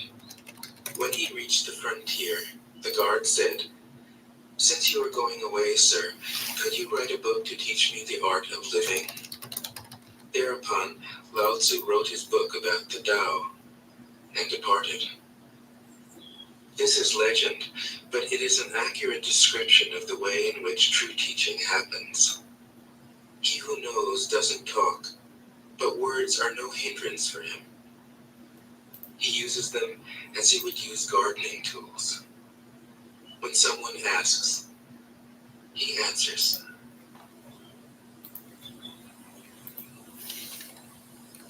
Tao Te Ching. 1. The Tao that can be told is not the eternal Tao. The name that can be named is not the eternal name. The unnameable is the eternally real. Naming is the origin of all particular things. Free from desire, you realize the mystery. Caught in desire, you see only the manifestations. Yet mystery and manifestations arise from the same source. This source is called darkness. Darkness within darkness. The gateway to all understanding. 2. When people see some things as beautiful, other things become ugly. When people see some things as good, other things become bad. Being and non-being create each other. Difficult and easy support each other. Long and short define each other. High and low depend on each other. Before and after follow each other. Therefore the master acts without doing anything and teaches without saying anything. Things arise and she lets them come. Things disappear and she lets them go. She has but doesn't possess, acts but doesn't expect. When her work is done, she forgets it. That is why it lasts forever. 3. If you overesteem great men, people become powerless. If you overvalue possessions, people begin to steal. The master leads by emptying people's minds and filling their cores, by weakening their ambition and toughening their resolve. He helps people lose everything they know, everything they desire, and creates confusion in those who think that they know. Practice not doing, and everything will fall into place. 4. The Tao is like a well, used but never used up. It is like the eternal void, filled with infinite possibilities. It is hidden but always present. I don't know who gave birth to it. It is older than God.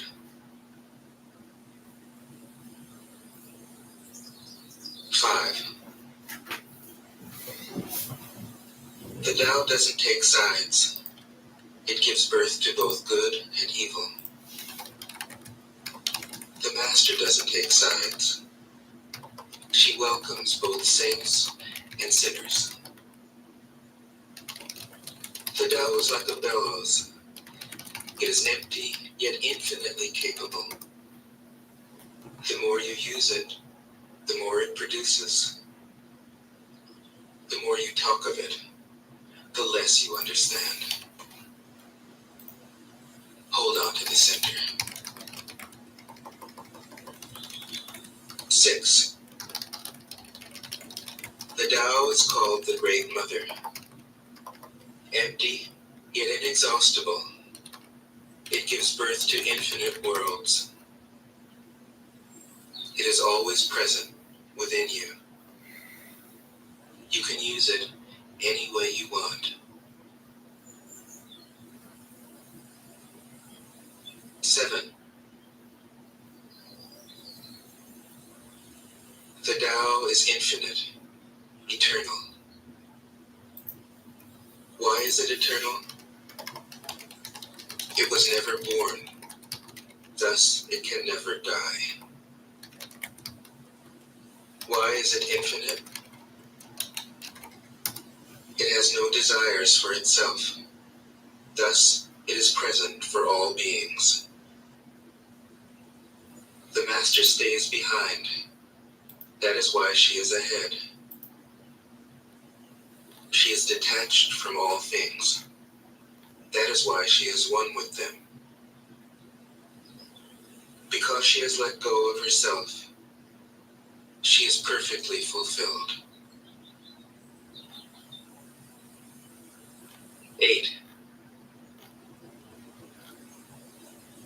The supreme good is like water, which nourishes all things without trying to.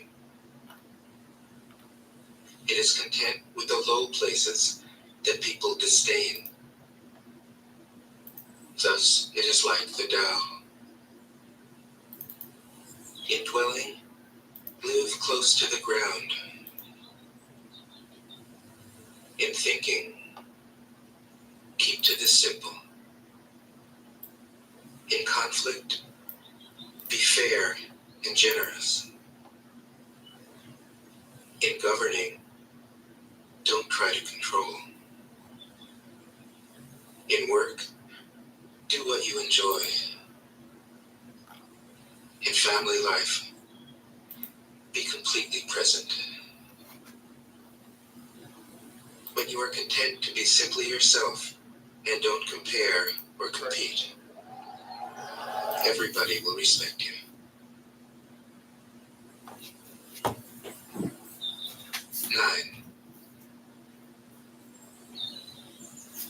Fill your bowl to the brim, and it will spill. Keep sharpening your knife, and it will blunt. Chase after money and security, and your heart will never unclench. Care about people's approval, and you will be their prisoner. Do your work, then step back. The only path to serenity. 10. Can you coax your mind from its wandering and keep to the original oneness? Can you let your body become supple as a newborn child's?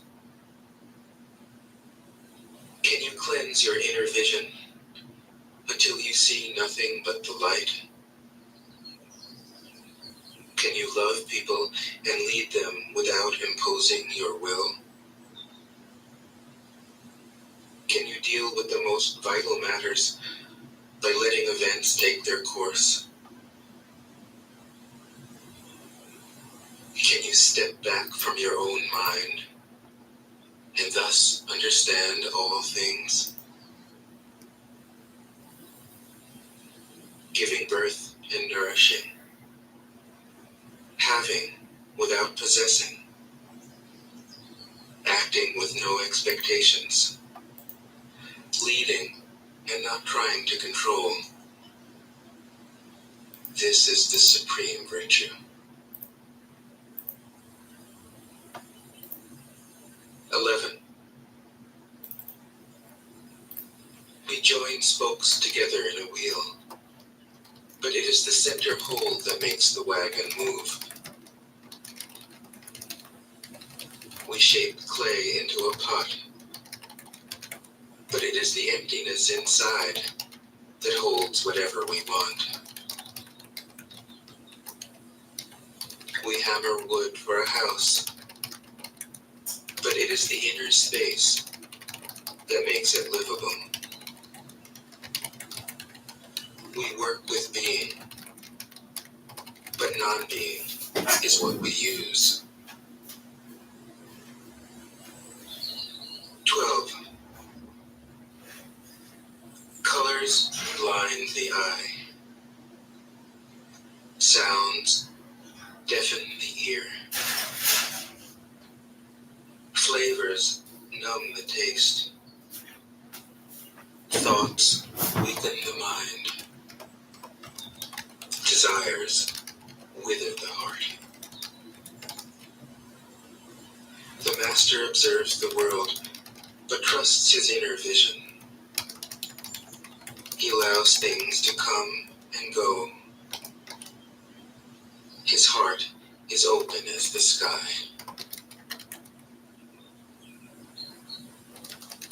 13. Success is as dangerous as failure. Hope is as hollow as fear. What does it mean that success is as dangerous as failure? Whether you go up the ladder or down it, your position is shaky. When you stand with your 2 feet on the ground, you will always keep your balance. What does it mean that hope is as hollow as fear? Hope and fear are both phantoms that arise from thinking of the self. When we don't see the self as self, what do we have to fear? See the world as yourself. Have faith in the way things are. Love the world as yourself. Then you can care for all things. 14. Look, and it can't be seen. Listen, and it can't be heard. Reach, and it can't be grasped. Above, it isn't bright. Below, it isn't dark. Seamless, unnameable, it returns to the realm of nothing. Form that includes all forms. Image without an image. Subtle, beyond all conception. Approach it, and there is no beginning. Follow it, and there is no end. You can't know it, but you can be it. At ease in your own life. Just realize where you come from. This is the essence of wisdom. 15. The ancient masters were profound and subtle. Their wisdom was unfathomable. There is no way to describe it. All we can describe is their appearance.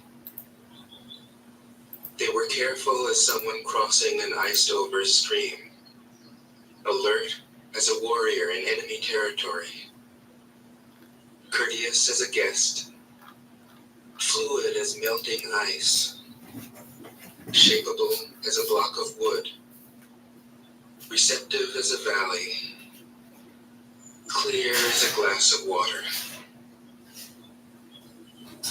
Do you have the patience to wait till your mud settles and the water is clear? Can you remain unmoving till the right action arises by itself?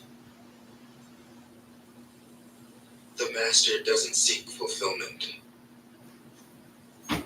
Not seeking, not expecting.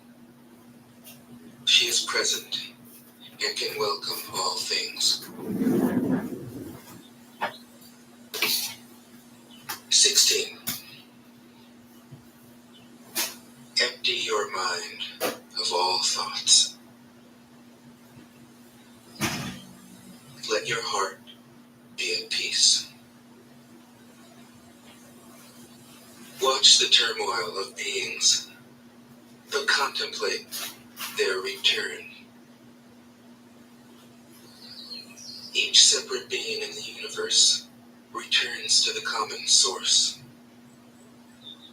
Returning to the source is serenity. If you don't realize the source, you stumble in confusion and sorrow. When you realize where you come from, you naturally become tolerant, disinterested, amused, kind-hearted as a grandmother, dignified as a king. Immersed in the wonder of the Tao, you can deal with whatever life brings you. And when death comes, you are ready. 17. When the master governs, the people are hardly aware that he exists. Next best is a leader who is loved. Next, one who is feared. The worst is one who is despised. If you don't trust the people, you make them untrustworthy. The master doesn't talk, he acts. When his work is done, the people say, amazing, we did it, all by ourselves. 18. When the great Tao is forgotten, goodness and piety appear. When the body's intelligence declines, cleverness and knowledge step forth. When there is no peace in the family, filial piety begins. When the country falls into chaos, patriotism is born. 19. Throw away holiness and wisdom, and people will be 100 times happier. Throw away morality and justice, and people will do the right thing. Throw away industry and profit, and there won't be any thieves. If these three aren't enough, just stay at the center of the circle and let all things take their course. 20. Stop thinking and end your problems. What difference between yes and no? What difference between success and failure? Must you value what others value? Avoid what others avoid? How ridiculous. Other people are excited, as though they were at a parade.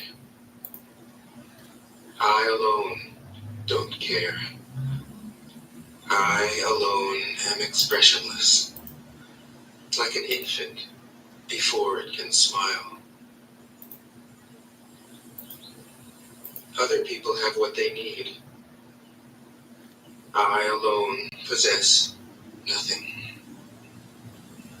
I alone drift about, like someone without a home. I am like an idiot, my mind is so empty. Other people are bright. I alone am dark. Other people are sharp. I alone am dull. Other people have a purpose. I alone don't know. I drift like a wave on the ocean. I blow as aimless as the wind. I am different from ordinary people. I drink from the great mother's breasts. 21. The master keeps her mind always at one with the Tao. That is what gives her her radiance. The Tao is ungraspable. How can her mind be at one with it? Because she doesn't cling to ideas. The Tao is dark and unfathomable. How can it make her radiant? Because she lets it. Since before time and space were, the Tao is. It is beyond is and is not. How do I know this is true? I look inside myself and see. 22. If you want to become whole, let yourself be partial. If you want to become straight, let yourself be crooked. If you want to become full, let yourself be empty. If you want to be reborn, let yourself die. If you want to be given everything, give everything up. The Master, by residing in the Tao, sets an example for all beings. Because he doesn't display himself, people can see his light. Because he has nothing to prove, people can trust his words. Because he doesn't know who he is, people recognize themselves in him. Because he has no goal in mind, everything he does succeeds. When the ancient masters said, if you want to be given everything, give everything up, they weren't using empty phrases. Only in being lived by the Tao can you be truly yourself.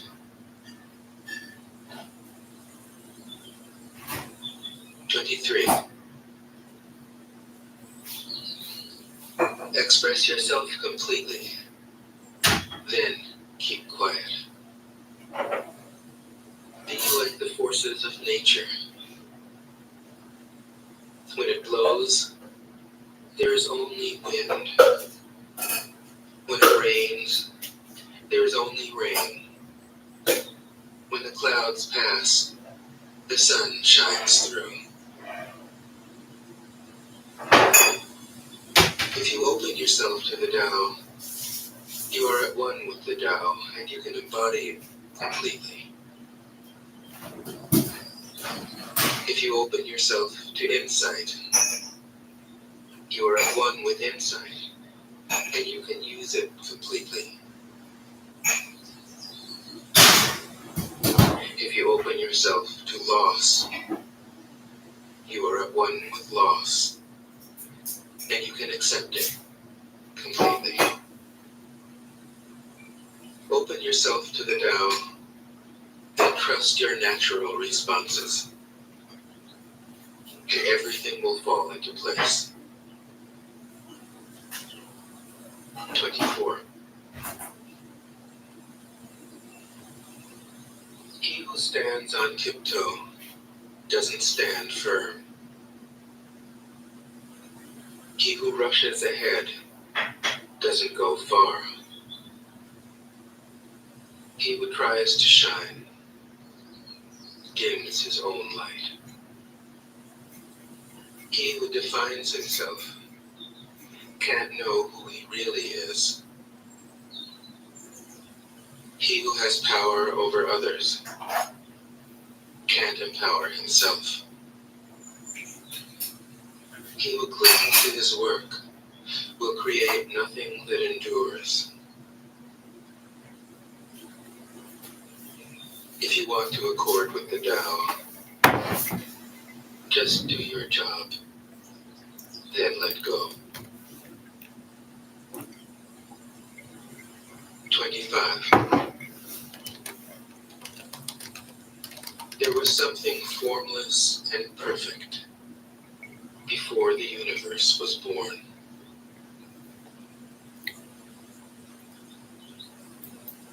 It is serene, empty, solitary, unchanging, infinite, eternally present. It is the mother of the universe. For lack of a better name, I call it the Tao.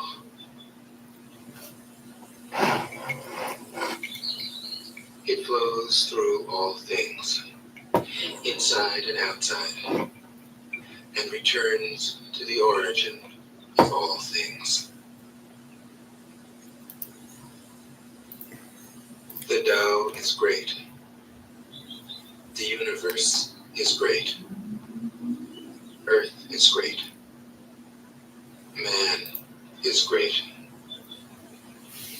These are the four great powers. Man follows the earth. Earth follows the universe. The universe follows the Tao. The Tao follows only itself. 26. The heavy is the root of the light. The unmoved is the source of all movement. Thus the master travels all day without leaving home. However splendid the views, she stays serenely in herself.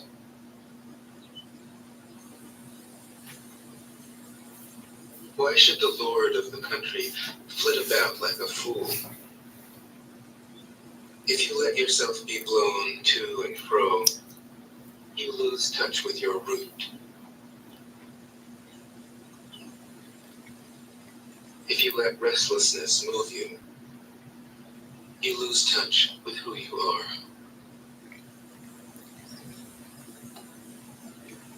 "27. A good traveler has no fixed plans and is not intent upon arriving. A good artist lets his intuition lead him wherever it wants. A good scientist has freed himself of concepts and keeps his mind open to what is. Thus the master is available to all people and doesn't reject anyone. He is ready to use all situations and doesn't waste anything.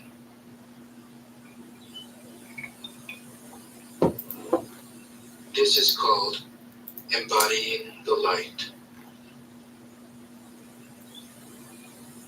What is a good man but a bad man's teacher? What is a bad man but a good man's job? If you don't understand this, you will get lost, however intelligent you are. It is the great secret.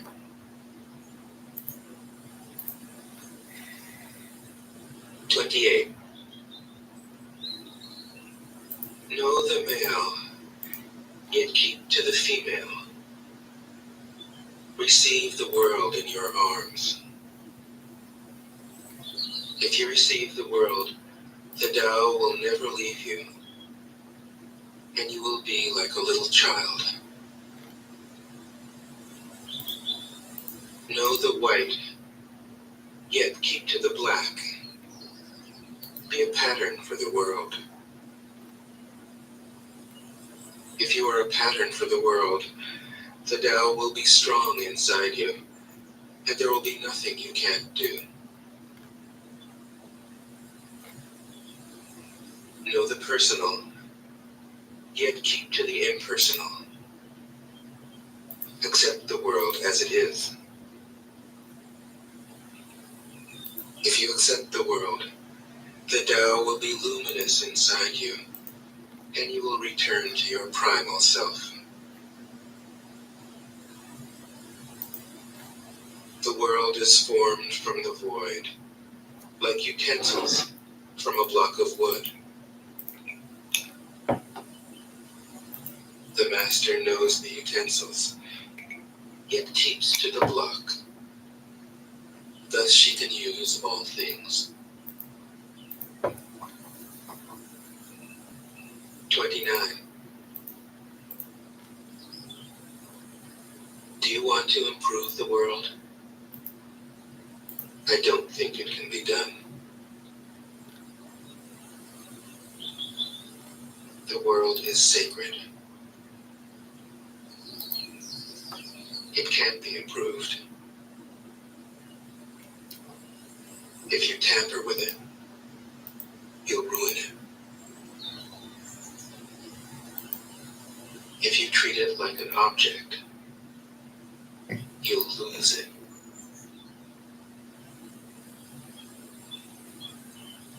There is a time for being ahead, a time for being behind, a time for being in motion, a time for being at rest, a time for being vigorous, a time for being exhausted, a time for being safe, a time for being in danger. The master sees things as they are, without trying to control them. She lets them go their own way, and resides at the center of the circle. 30. Whoever relies on the Tao in governing men doesn't try to force issues or defeat enemies by force of arms. For every force, there is a counterforce. Violence, even well-intentioned, always rebounds upon oneself. The master does his job and then stops. He understands that the universe is forever out of control, and that trying to dominate events goes against the current of the Tao. Because he believes in himself, he doesn't try to convince others. Because he is content with himself, he doesn't need others' approval.